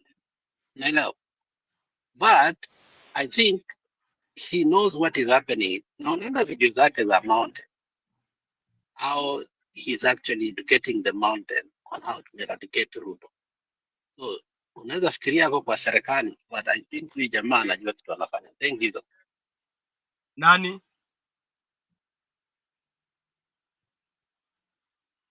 Nani Alex? Unaongelea nani Alex? Nani huyo mnasema huyo James? Huyo James. Huyo Mtembei huyo Mbere ama Mmeru huyo. No, he's not a Mbere. He's a Meru. And that's the mistake people. You see, Kenyans hata hatujijui. We are so confused. Alafu we adore money. That's why we will never go anywhere. Right now, we are talking of 62 years of independence, and we are retrogressing because of emotions about money. All right? Fulani hawawezi tufikia. Fulani hawawezi tu. You know that silly thinking? I don't know. Sijui ilikuwa kwa syllabus. Alex, utaniambia. Mimi, the system I went through was very competitive, and it was a system whereby it was calling a spade a spade. It is the system whereby when we came to tribes of East Africa, for example, they defined them so well, tribes of Africa so well. But then came in a system that has the majority now that said that certain tribe overtakes the other.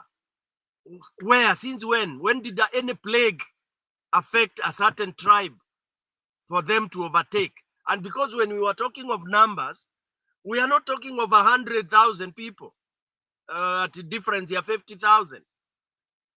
Even when you look at real real statistics. Okay, census that was taken, the genuine one, because the last two census are terrible. They are actually three. They are useless. They are being doctored. Little did Kenyans know that any statistic, any document that was being generated zilikuwa zinakarabatiwa. Okay, yani ugondi ya Wakenya, it's inborn. Masukari ya fake manini, mtu anakwambia ana pesa, ni tajiri, all thieves, conmen, wash waizi wa madawa. Okay, so when you have that kind of a society, they will tell you Ruto is okay, everyone is happy with the Ruto. When you have pastors telling you they don't care where the money is coming from, even if you kill Stone PK and come with that money and give it to church, it becomes cleansed. So when you have those kind of people in the society, then you can be sure what is going to happen. Wacha niachie hapo, mwingine nichukue hii simu.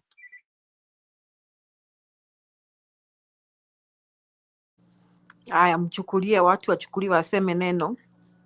Nani anachukulia? Keep, what were you saying? I still think the plan for Mr. Ruto is to do.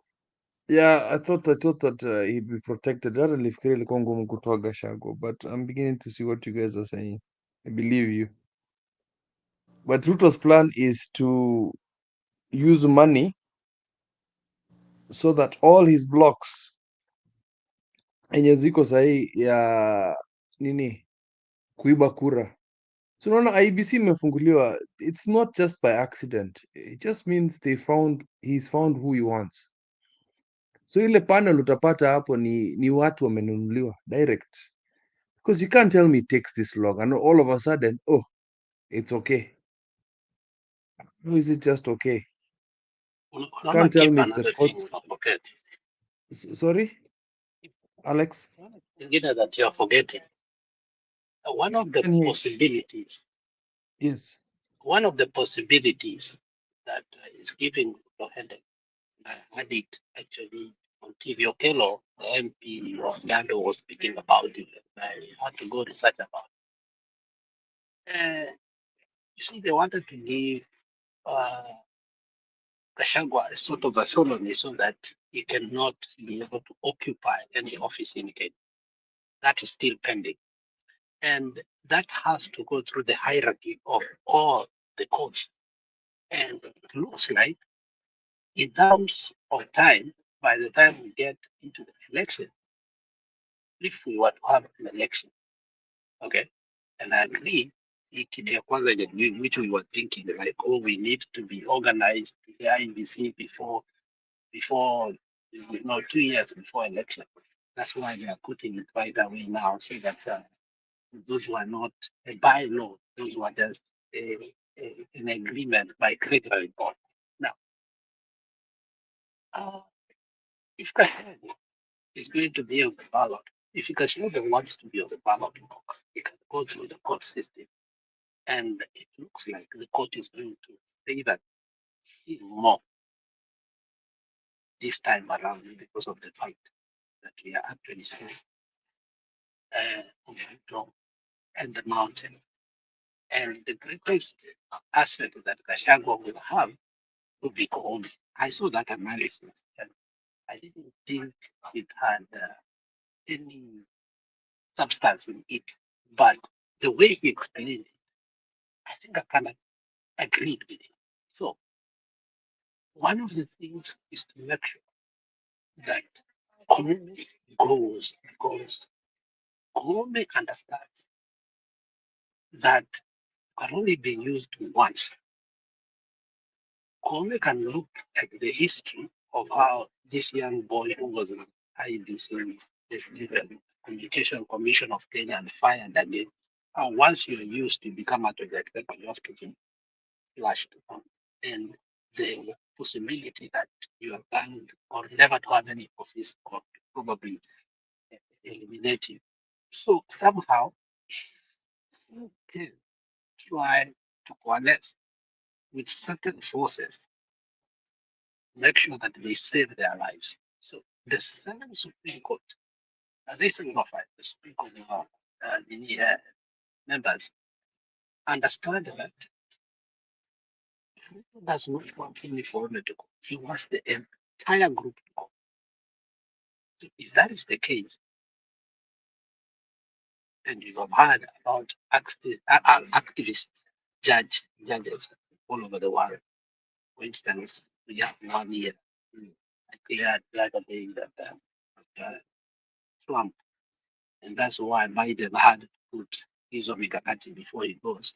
The case was taken before them and saying, no, Trump, you cannot say that he goes who give back their kids here, their children are not going. What? These are activists, judges. So for now, what Ruto has done, he has made the Supreme Court to be an activist. Supreme Court, the entire, it's against the government. Okay? It's at the case, anybody that comes to be a bond, of contention or a person that is supposed, is established the government will obviously be different to Supreme Court. And there is nothing Ruto fears, especially being in the ballot. Why? Because the mountain will go totally and completely. It has no ability to steal even 5%. Because the mountain will have complete. Because Gachagua also is organizational skills. I think it will go to the route before. But now I'm seeing a person that is totally different from what I knew before. I think I did not give him credit where he was due. But if Gachagua goes by what he's doing and continues to do what he's doing, I think he'll be able completely to eliminate Ruto from the mountain. And Ruto cannot afford to be eliminated from the mountain as part of the 10% because he knows that is going to be detrimental to him. For that to happen, he must make sure that person that is going to make sure that he, IBC Act, stays is the Chief Justice. And will Koome do that? Absolutely not. And that's the reason that Koome must understand she is on our way out, whether she likes it or not. And a lot of people are happy about it, not because they are regarding, the one arm of the government.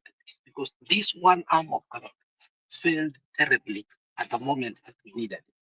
So people might agree with Ruto without seeing the alternative indeed temporarily, just show Koome that she's the hot air, but the implication of it is going to be far reaching.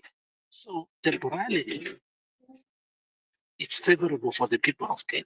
But why is Ruto doing it? Because they want to declare himself a president past 2027. And that is the topic here that actually Stone PK is saying that Ruto is seeing himself the president past 2027. Now, these are the things that he's doing to prepare for that presidency.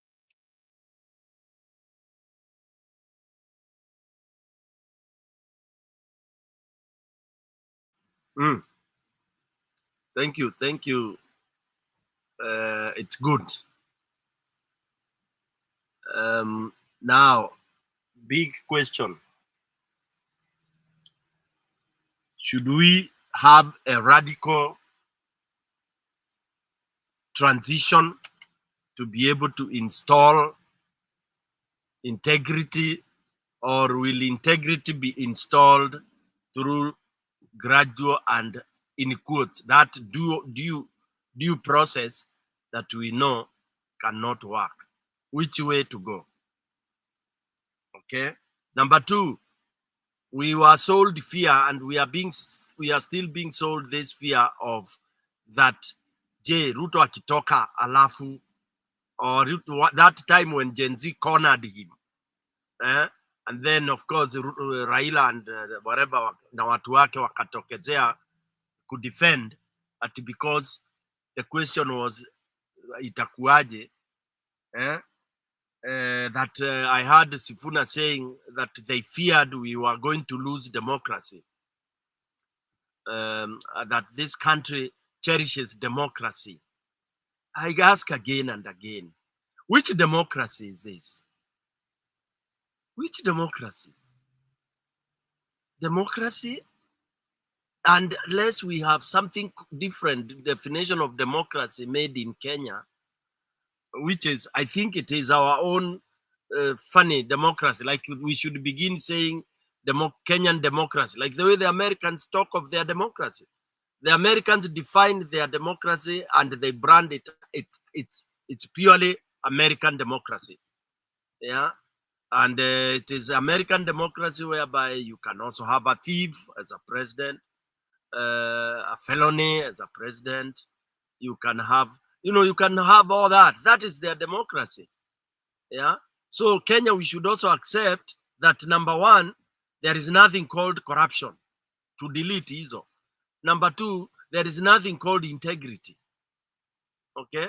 Hakuna maneno ya integrity, because when we talk of integrity, blah blah blah, we are just lying to ourselves.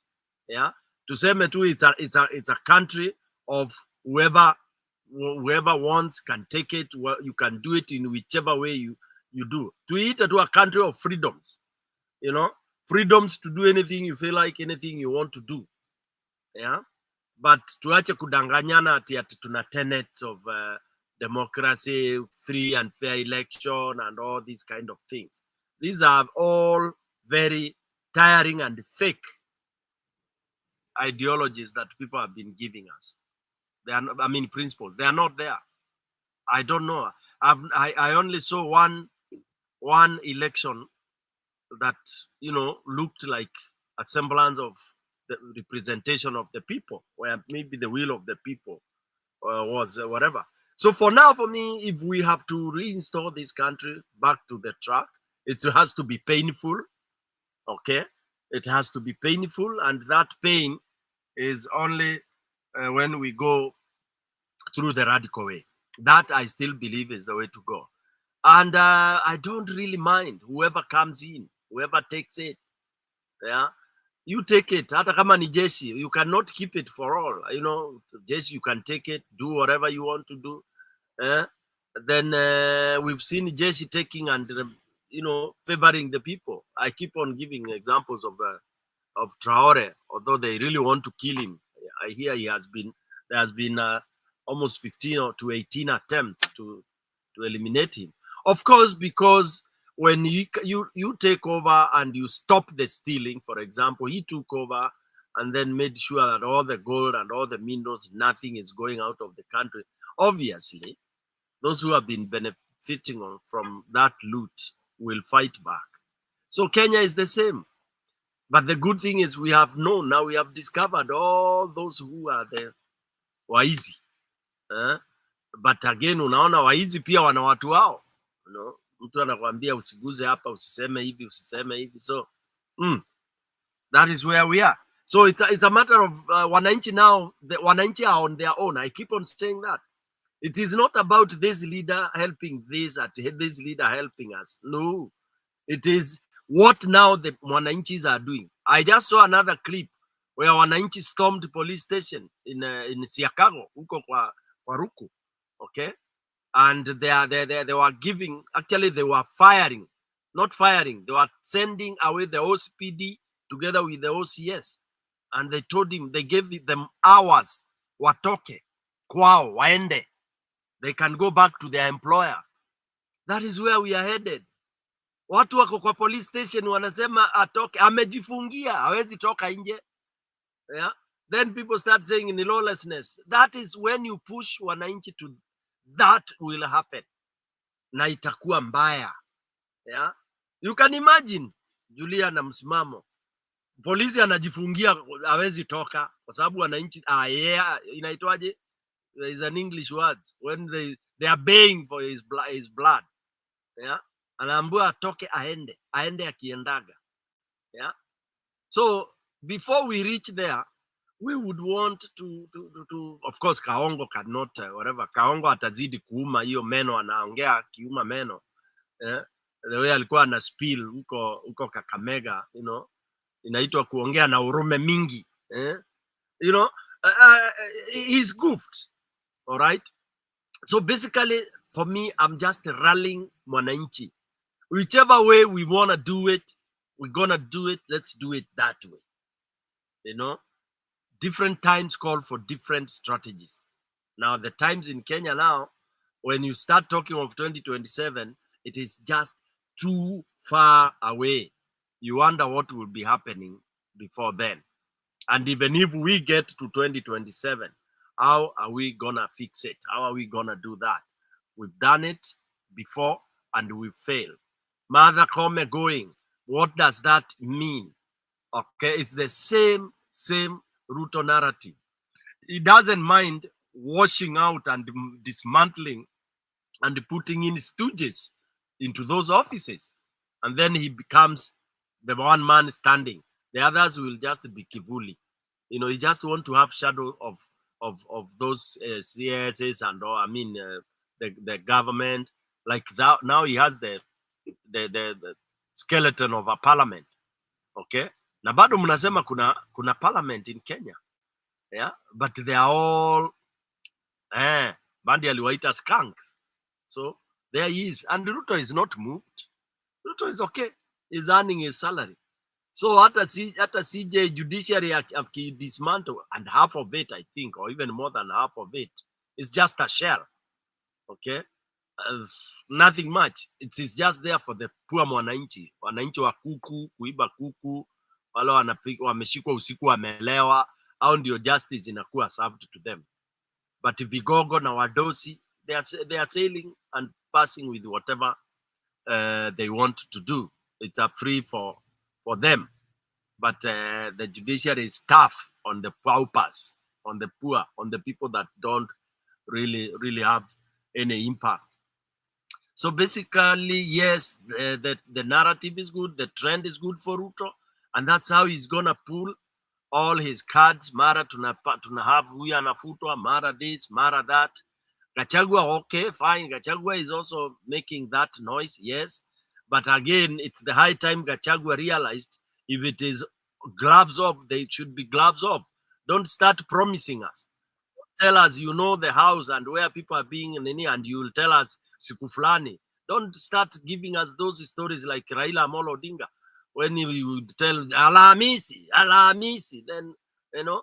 So it is either we go full blown, you know, full blown. If it's umeamua kupiga huyu jamaa, just go straight, you know. Tell mwananchi, toboa kila kitu. Don't give us in doses. Why are you giving us in doses? Why are you buying time?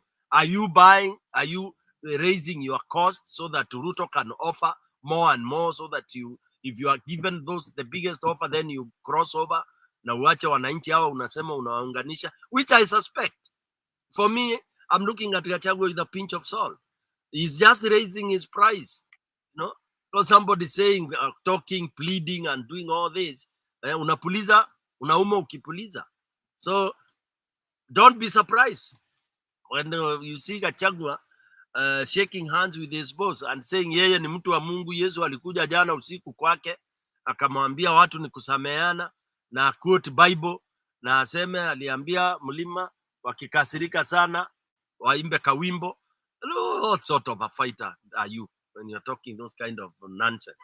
Yeah. So I don't see a lot of hope in him, because I'm scary that sooner or later he's gonna get refunded all the money he's using to do all those, na apewe ingine juu maradufu, and off he will go. We've seen that happen, so it's no big surprise. It's playing siasa ya tumbo, which is very good, because we have seen it happen. Yeah. So I don't really kind of lay my cards on him. All right. Lastly, though somebody else comes in, hii shida yote tuko nayo, shida yote ya Kenya ni Gachagua alileta na mlima yake. Anybody else? Julia, you want to say something? Msimamo?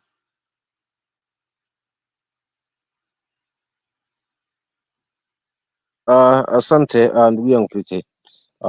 Na simu yangu leo haina moto wa kutosha na chaji ya kutosha, so wacha nifunge kwa kusema hivi. Tuko karibu kufunga leo. Wacha tunafanya masaa mawili nifunge. Naam. Nasema we can be winding up. Wacha niseme hivi. Yes. Yeah, it's okay. Wacha niseme hivi, yaani sisi tukitaka kufaulu kama Wakenya na kama tuna haja ya taifa letu liweze kusonga mbele, basi ni kuhakikisha kabla ya 2027 huyu jamaa tumefanya kila ilivyo, hayupo, pamoja na watu na vibaraka wake wote hawa ambao wanaunga mkono, kwa sababu hao ndo chanzo cha haya yote. So ombi langu haswa na ari yangu ni kabla ya 2027 tuwe tumesafisha uchafu, kwa sababu already tushauona na hakuna mabadiliko yote ambayo atakuwepo hata aje nani.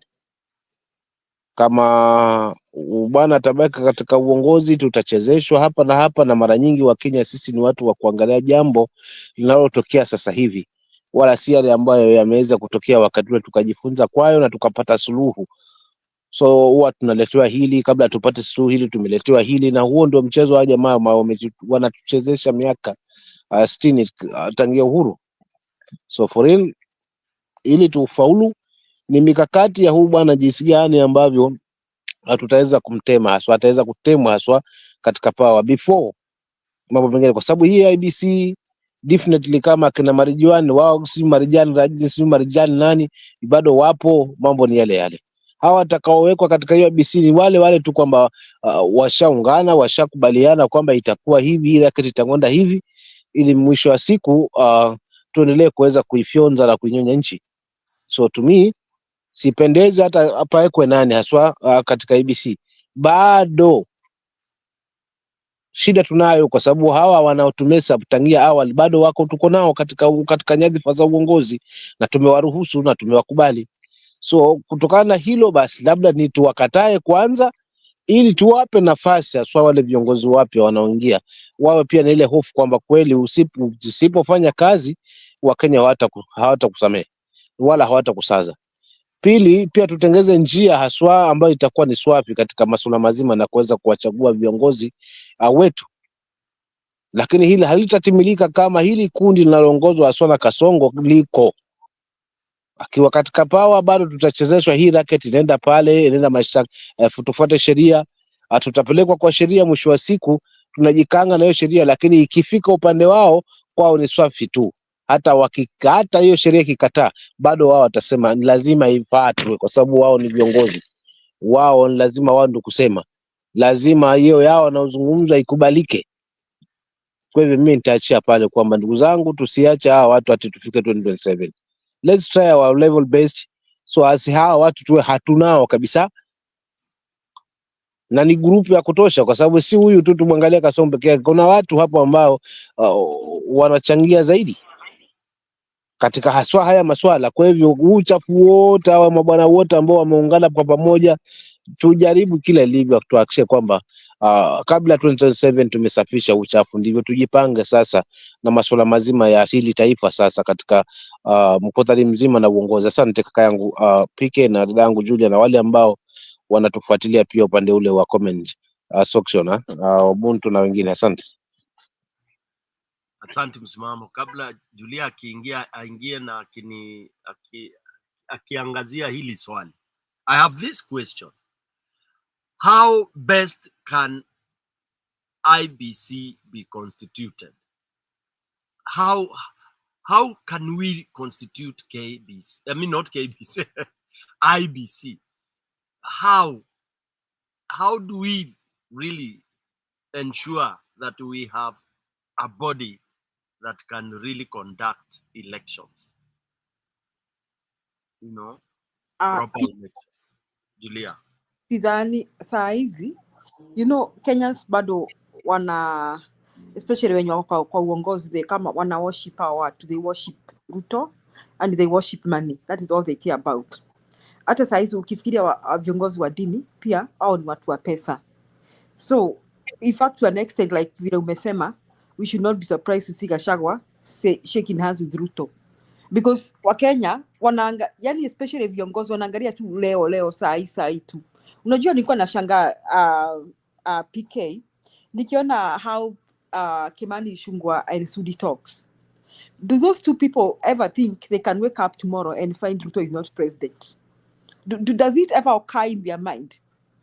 kwamba wanaweza amuka wapate kwamba Ruto si raisi, watafanyaje na hiyo maneno yao, or the utterances they make. So that is the mentality of many Kenyans, even the ones that you may think may be nominated to form the IBC, meaning we cannot trust them. So my take is, we don't need an IBC right now. We need a takeover. Tuwe na serikali mpya, sijui itatoka wapi pike na sijui itakujaje, yenye inaweza defy everything. Wacha tuwe na hiyo, in fact mimi nataka tuwe na hiyo constitutional crisis, so that we start afresh. Tuambiane mliabudu watu wa pesa wamliao wameenda. That is why I finish by saying Mother Koome right now, she's the third arm of the government. Saizi, she can make a declaration that can change Kenya. She knows who stole the election. She knows who manipulated what. She knows who did what. She has every detail. She can revoke that decision. Aseme kaende. Kwani watadu? She would have saved Kenya. That's my take, PK. Saizi hakuna vile tunaweza form IBC. Nini ataform? Hebu niambie nini ataform? Ni Ruto ama ni Raila ama ni nani? Na yenye wataformiwa hawatanunuliwa. Ni nani hana, who doesn't have a prize in Kenya? That's my take, PK. Thank you, Julia. You know, that is what makes me not find sleep about my country. That is what really eats me. You know, for those who are really so patriotic, those who really love this country, those who have seen things work, because things have worked. Things worked in Kenya. Vitu vilifanya kazi. Those of us who had luck and saw things happening and working are the ones that are hurting most. And we know things can work. But now, who will fix that? That's why I think you are right.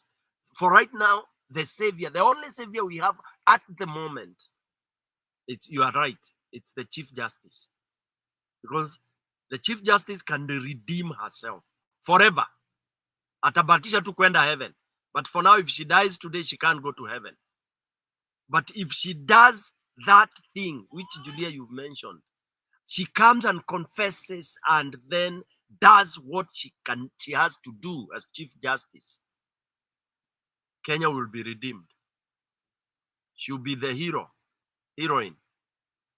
Yes. PK, I'm asking myself. Yeah. He comes one day and says that this government is unconstitutional for many reasons. Kwamba vile gender rule hakuna, unaona, kwamba vile lichaguliwa, vile kuja mamlakani, unaona. And then she declares that we need a fresh election, and she summons Weta and swears him in. You think Weta will refuse to be sworn in? Weta takimbia sana, be sworn in. You know, she will have done something. Let me ask you. Let us, maybe what I'm saying, people think is unimaginable. But supposing the Chief Justice has many reasons to declare Ruto's government unconstitutional. Kwamba hata haijatimiza the gender rule. Hata Maraga alikuwa amesema kitambo hii bunge ivunjwe. So if she has many reasons to do that, she understands the constitution. Aseme, Kenya, you don't have amuna serikali, and President Ruto is not legally the president, and therefore I'm taking over and I'm giving these instructions. Before museme treason nini atakuwa ameswea mtu, si ndio? What we Kenya, first and foremost, let me tell you, the army will do nothing as usual. They are always there doing nothing for us. So will Ruto go back and start declaring himself as president? You see, there will be confusion. Kenyans will be like, Atuna Raisi, Sindio. You see, she will have saved the day. And she calls Wetangula, because the constitution says that we have Wetangula standing in, and swears him, and says Wetangula now organize a fresh election. What will Ruto do? Will Ruto go and say, I'm the second president, or I'm the third one? So Mother Koome understands the constitution of Kenya. Na saizi she knows atatolewa. Aidha atatolewa mama atapelekwa mbinguni, lakini unafikiria PK na msemamo, mnafikiria kwa nini Ruto anaingilia Mother Koome? Because Mother Koome is the third arm of the government. And Ruto knows that constitutionally Mother can act. Ruto anajua hivyo. Kwa nini wanamtoa? What has Mother Koome done anyway that makes Ruto want to remove her? It's because Ruto understands that the implications of the whatever he's doing. In fact, Mother Koome can accuse these governments of crimes against humanity. He's not accusing them, because that's what they have done. They have been abducting and killing Kenyans. She has many reasons to declare that this government has no right to remain in power, and she can call for a fresh election. Lakini saa hizi ana cry wolf, mara police security imetolewa, security itatolewa na watampeleka binguni kama Gen Z, akipiga tu ndomo hapo. Sorry PK, nilikukata, endelea. Na No, mimi ni sawa Judy. PK, labda nimjibu Ubuntu hapo, maana ana ombi lake, naona na kilio chake kwamba mimi nitamtumia papa, lakini sasa hawapa hapa sasa ndio wamegawanya katika mafungu, labda ndio aniambie ni gani, maana kuna papa Kipungu, kuna papa Sangara, alafu kuna papa Haswa. So labda pengine ndio anieleze kwamba yeye anapenda papa yupi hapo, maana hawapa hapa basi wamegawa katika mafungu hayo, Sangara, kuna Kipungu na kadhalika. So labda pengine Ubuntu aniambie ni papa gani nipate kumtumia ili nitue haswa sambamba haswa kama sahani na kawa. Asante. Haya, Ubuntu, swali kwako, utamjibu msimamo. Kuna hizo tofauti za papa. Haya basi. Ubuntu anauliza where is Macarena? Macarena the senator? Ama ni Macarena yupi? Macarena Macarena huyu ambaye hata yeye anakuwa ni kibendera mara pande hii mara akia, wallahi, yani hivi I don't know what happens. I don't know what happens to our country really. Mara mtu analia anasema huyu ni mbaya nini, then mara tuko hiyo ati usiguse mtu wetu nini. Yeah, so Macarena will protect her. And then when you go crying unasema umenyang'anywa security, umefanya nini? Why don't you do what you got to do, man? The only man I know standing is Maraga. You know, Maraga did what he had to do. Yeah, Mother Koome now also wants to go through the same process ile Gachagua ameenda. All these are bogus people. Why would I sit and wait? Now you know what has happened to Chebukati, and you are sitting. Ukiona cha mwenzako chanyolewa, jua yako kitie maji bana. Why do msimamo na Julia? What is wrong with us people of Kenya? Yeah, unaona laini inakuja, unaona ule mwenzako huyu ndio huyo. Kipara hiyo imepigwa chwap. Wewe badala ama ungatuke basi. Utoke ukimbie. Wewe unangoja hapo, unaanza kupiga nduru. Nimenyang'anywa hii, watu wangu. Ni kabila yetu ndio iko targeted. Wameru vegudira. Wameru Wameru Kindiki akikosa kupewa hiyo kitu, watajua hata sese mlima Ruto. Upuzi mtupu huu. Kindiki ndio VP. Haya, ndio huyo madha sasa. PK, kwanza hapo kwa Kindiki hapo umenikumbusha kitu kwamba kadi hapo ilifeli hapo, Ruto hapo alipofeli, kwa sababu alidhania kwamba labda kwa kumweka Kindiki labda pengine ndo ataweza, lakini sasa Kindiki ndo huyo soprano yake amsaidi place Agashagwa, labda pengine kia Kindiki kutakuwa mlimo utatulia kwa sababu umepewa mtu wao. But ngoja nikupe siri ambayo watu wengi saa ingine hawaelewi. Unaona Kindiki alikuwa ni nani hii? Alikuwa ni alipokuwa appointed ndio ikasemekana si Mumeru. Unaona? And all along, I mean, ikasemekana ni Mumeru. But all along the truth of the matter is Chukas, I mean, Dharakas are not Merus. Chukas are not Merus. Okay? People, hizo ni zile watu waliunganisha, sijui anaita sub-tribes of Meru. And even when Kindiki was talking, he said he's a Dharaka. He's a Modharaka. He's not a Mumeru. Okay. And then there was a time when now some people are talking, these Ruto people, when they were talking, they referred to Ati Kindiki is a Mumbere. Look at how confused we are. So the day we start looking at people as servant people, people's servants, watu kuja kufanya kazi, kutenda kazi, that is when we shall have our country back. And that's why I agree with Julia. There has to be a takeover. Somebody takes over and changes the paradigm kabisa, tuunde nchi upya. And that is why I'll forever support the drive ya Gen Z. The only thing I'm pleading is, can we now join Gen Z and become Gen Zote? And we stop also kununua uoga ati sasa tuking'atua hii mtu kutaendaje? There will be no vacuum, for heaven's sake. But now when we are quoting all this, we are quoting danger. We are now debating, oh, we don't know who we want. I have counted the so-called people who think they can lead Kenya. They wamejiweka hapo nini openly. They are there. But people are thinking what? Yeah. We have right now, we don't need to keep wasting our time thinking ati Mara Matiang, Mara Okiya Omtata. Right now, we should be thinking that something happens, that Ruto is out of power. Yeah. Hapo kwingine tutavuka baadaye. As Ruto becomes president, we'll cross the bridge when we get there. So, Martha Koome, unakumbuka story ya Ogola? The people I talk to, I would like to talk to kama wangenisikiza. Ogola, Martha Koome, the other ni nani? Anaitwa nini? Karangiri, anaitwanga hiyo jina yake ya kwanza. Karangiri. Kaigeri, Kaengeri ama ni kanini?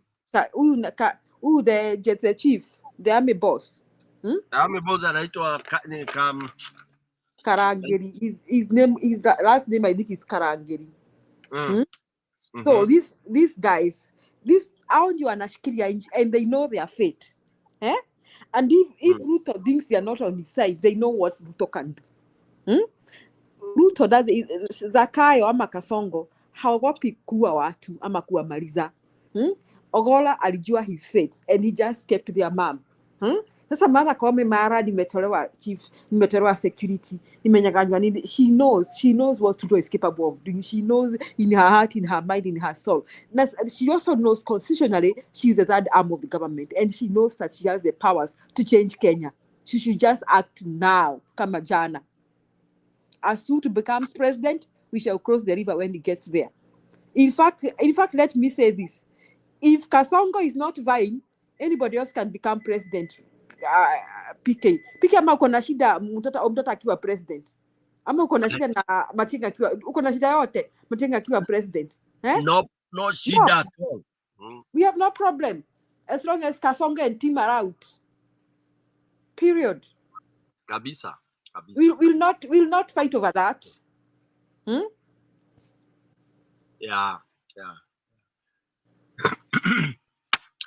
Okay, so Julia na msimamo, let me thank you and also thank Ubuntu and those who have been listening to us. I see we had some 4 or 5 people there. It was a nice start. Tomorrow we are coming up with more vibrant discussion. And as we said here, we want to really give suggestions, realistic suggestions. And the problem we have to think of how to solve the problem. Tuache mambo ya matheory. Like this problem, this issue of takeover to form a transitional government. Because, I mean, whatever to take to put systems back to where they are supposed to be. They can't be put back by the same old people, the same babas and the rest who are protecting their aware. Okay? So we and let's not fear. Let's stop fearing the unknown. We know everything. Hata whoever takes over, ata take over ni Mkenya. And of course he will take over with the interest. And we will watch. You take over and you bring nonsense, tunakufukuza, unatoka, unaenda. We don't care if it will take another 10 years to reconstruct the country, but then reconstruct it for the generation that is here, generation that is coming. Yeah, somebody who is 20 years and you are messing, you've messed his education, you've messed his everything.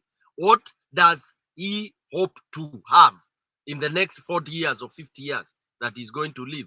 He'd rather have 10 of 2, 4, 5 years of serious naitangwa aje Kiingereza kinapotea, recalibrating the country. Hata ikichukua miaka 5, then he gains the other 30, 40 years. That's it. Other than having it destroyed and they have no future. The Gen Z have no future in Kenya. Hakuna. I mean, you are there, umemaliza shule. You have no job. Unaambiwa uende ugaibuni. The only job you are being offered ni kwenda Uarabuni kufanya kazi za hizo kazi za nini zinaitwaje? Those kazi za domestic hizo. You know? Seriously. Yeah? Ati mnaenda kufanya kazi za udereva, za watchman, za all that. Surely, is that what we are really promoting as a country? And Kenyans are sitting pretty. Watu wamenyamaza, wanasema ati Ruto anapeana kazi. Fine, anybody can. Unaweza enda kutafuta hiyo kazi ukitaka. But it should not be like the menu. That ati sasa mtoia unamaliza amegraduate, amepata degree yake, diploma yake, alafu unasema neadhi ameenda Dubai na huko. Kufanya kazi gani? Ni watchman. Kufanya kazi gani? Ni ya kufagia hospitali. Surely, which country does that, Julia? Ni nchi gani inafanya hii ujinga Ruto anatufanyisha walai tena? Tulikosea Mungu wapi? I think it's because we are all fake worshippers. We pretend. And then we are in this very serious quagmire. Generations are dying. Generations inakwisha. And people are just there. All what is happening in Kenya calls for a revolution like Juzi. Then when we say the 25th was the salvation day, somebody came and blocked that. Then people are saying, don't touch him. Don't touch Baba. Yeah. But Baba has the right to do whatever he has. Baba has killed the entire country. Raila killed the country that day. And there is people, Julia, hear people saying that they are waiting for him to fail so that he comes to remove Ruto. Are we sick? Are we sick? Ati baba atoe Ruto, baba atakuwa mzee sana. No, hey, you can't say that in Nyanza. Unsikie wengine wanasema ati Raila auze Ruto auze Kenya. Even if it means him selling Kenya, he should sell Kenya for Raila to get that seat of AU. If by any chance he gets that seat, you will see. You will see. I don't want to preempt. You will see what will happen in Nyanza. Hata siku hiyo hawatapika. Oh my God. You know, and let me say on this channel, Raila getting that seat, it's useless for the country in Kenya. It's nonsense. It's useless. Julia, hakuna usefulness na impact ya mwananchi wa kawaida by Raila being that nonsensical seat. It's useless. ISID. It's the same thing you see when people get these big seats in UN and all that. It's for individual benefits. Individual benefits. Most of them, they have of no benefit to they don't even benefit mwananchi wa kawaida. Not jobs. They don't give us jobs. You know, if it's a job, utasikia mpeleka dota yake na nisi yake, job moja 2 3 uko Addis Ababa. That's it. So celebrating and dying, kufuva, he has to, he is the most, he's fit, is that, is this, is useless. He was there doing when he was hype, whatever he did. What is it that he brought to Kenya? What did it bring?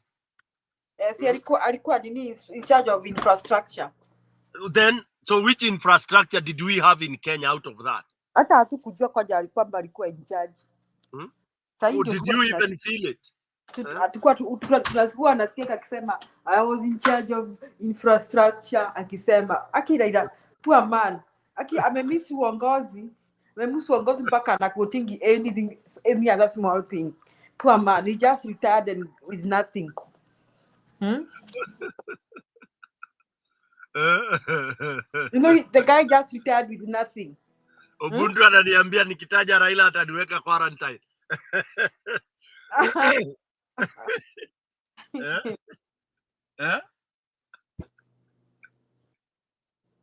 Anyway, let's meet tomorrow, my good people, Nusmamo and Julia. Thank you so much for keeping me company. And those of who have been listening, our sister Ubuntu, thank you so much. Those who are watching us, keep your eyes here, and we will be talking and doing. Now, how are we doing it?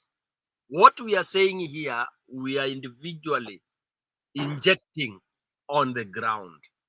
We are supporting anything. Yeah, anything. Oh yeah, Ubuntu reminds me, I had forgotten this, but I highlighted it.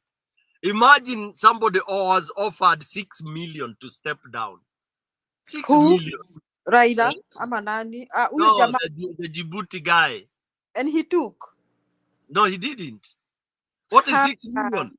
You're offering 6 million Kenya shillings. Lakini alafu unajua Wakenya wako na ujinga. Unajua PK, wacha nikwambie kitu. Other countries, even poorer countries, poorer than Kenya, hawananga hizo attitudes za kuchotewa. Even Tanzania here, hawana. Yeah. Hawananga hiyo kitu atichotea mtu pesa, akubali chenye unasema. It is Kenyans who think that money is their small god. Yeah. Alafu you know, for Djibouti, the stakes are so high because there is an agenda they want to go and push there. There is a serious agenda. It's not about ati huyo jamaa. It is the country agenda where they want to go and emphasize on some issues, very serious issues. Hapo kwa makatel. You know, Djibouti has been cornered, imekuwa unfairly, mistreated by Ethiopia and all that. So they want a seat. Mahali waende wakaongea. You heard during the interview how that guy spoke. Akona kitu anataka kuseta huko. Not give 6 million at Kenya shillings una expect nini. I mean, I would have taken him to be very, very also useless if he was to accept that kind of. Lakini Zakayo, do you know Ruto is sick in his head? Unajua anafikiri he can buy everybody with his money. You know he's actually sick in his head with that money kind of a thing. Na huwa na jam sana mtu akikosa. Unaona watu wamenyakataa kazi yake. Kuna mama amekataa appointment. 2 people now or 3 people have refused his appointment. You know that one is giving Ruto a headache. At how? Ninakuitia kazi, ninakuchotea alafu naniambia uwezi. Who the heck do you think you are? Unaona na Western umesikia ile alikuwa anatoa milioni 5 watoe nani natembea. Unapewa deposit ya milioni 2 ufanye kazi, ukimaliza akitoka hivi hiyo siku nyingine unachukumiwa milioni 3. Walai. Nakwambia ameamini hiyo. Alafu sasa hao watu jamaa, alafu kuna jamaa amenifurahisha, Muturi. Unajua Muturi amefanya they do their work. Amesema hata hakwenda mikutano yao. Yeah. Do you notice that he defied his cabinet meeting and now I think they don't know what to do with Muturi. First, unajua Kimani Chungu alikuwa amerusha mdomo kwamba tuaende bunge wamtoe. Wakaona vile Gachagua wamewapeleka kitaenda hivyo. So I think they were like wacha tuache hiyo style. Huyo Muturi, unajua Muturi looks like a docile guy. Hata huko nyumbani huwa we just take him funny, but what he's doing, he has taken everybody by surprise. Yes. And nobody knows what is in his head. You know, he just came from nowhere and we were like, huh? And then Juzi akaulizwa kwa nini uko in the meeting? Kasema I can be working from home or from the office. Imagine. And akasema I'm not the one who was going there to swear the alafu akasema ati hawezi kuenda kupigia wanaume makofi. Yani aliwaonyesha middle finger. Huyo Mumbere wachana na yeye bwana. Nakwambia, you know, Ruto is not believing. You know, Ruto alikuwa nafikiria yeye akona balls mingi kuliko wanaume wengine. Sahii ameshangaa. Ameshangaa kabisa. Watu wanakataa Ameshangaa. appointment, watu wanakataa pesa. Wengine wanamuuliza utadu. Wanamuonesha middle finger utadu. By the way, tunaulizana juu ya do you know we have presidents? We Do have. you know we have people who can hold a transitional government very well? Yes, tuko now. Yes. Yeah. We only need to have a top council of 5 or 7 people on top there, and then the others spread from the county, and they to be very, very, very good, you know. Then PK wakiingia, nakwambia tukiwa na serikali, mimi naombanga Mother akuwe CJ, the next CJ, Mother Karua. Yes. Si Mother hotea Karua. Karua, yes. Akuwe CJ. We push for a constitutional review to toys governors zote, tukuwe tuna regions, tukuwe tuna kama states za America, tukuwe tuna, unajua, for our former 8 provinces. We keep them as the counties or the regions, and then we appoint our governors. We vote for our governors for those regions. Na tukuwe na 2 levels of tax, tukuwe na federal tax na state tax. Ndio central inajiokotea pesa yake, inafanya cha inataka. Yes. Na hiyo pesa si story ati mnangojea mtu mbebeleza ndio kuja wajengee shule. Exactly. And then we remove the MPs, tukuwe tuna MP mmoja per state. Yani tupunguze hiyo serikali wafikiri sini wazimu. So I just hope, I'm just praying that something will turn upside down in Kenya sahi, na hiyo confusion na IEBC and whatever, so that we have a provisional government that will usher in a new government that will bring a constitutional review. Alafu tuanze kunyonga watu kama China wenye wanatuibia pesa. Hiyo ndio dawa, by the way. Hiyo ndio dawa, and it's one thing that made me like Morara so much. You know, when he said his rule number 1 was to, if he becomes number 1, it will be to nyonga thieves. And you see foolish Kenyans, they are now fighting Morara ati walimpatia pesa. Kama ulimpatia pesa simuitishe. Ni nini? Ati now we join those other Kenyans fighting Morara. After all, kama mlimpatia pesa muende, but he has played some role. He's playing for some role in fighting for the democracy of Kenya and the rule of law and justice. Sasa he's putting his effort, period. That is what matters. So PK, pengine utumie message kesho ukifungua show ingine kabisa. Yes, nitawatumia, alafu tuterete tena tuone yale atakayojiri. Today I did not want us to do clips. I wanted us to just talk. Tomorrow we'll be able to mix. And we want to channel and focus on removing, take over and reconstruct Kenya. That should be our rallying call. Thank you so much, Julia. Thank you, Buntu. Na wale wengine wote, tuonane kesho. Mungu awabariki, na wale ambao wanatuangalia upande wa YouTube, we thank you and may God bless. Kwa hayo, hadi kesho. Thank you so much.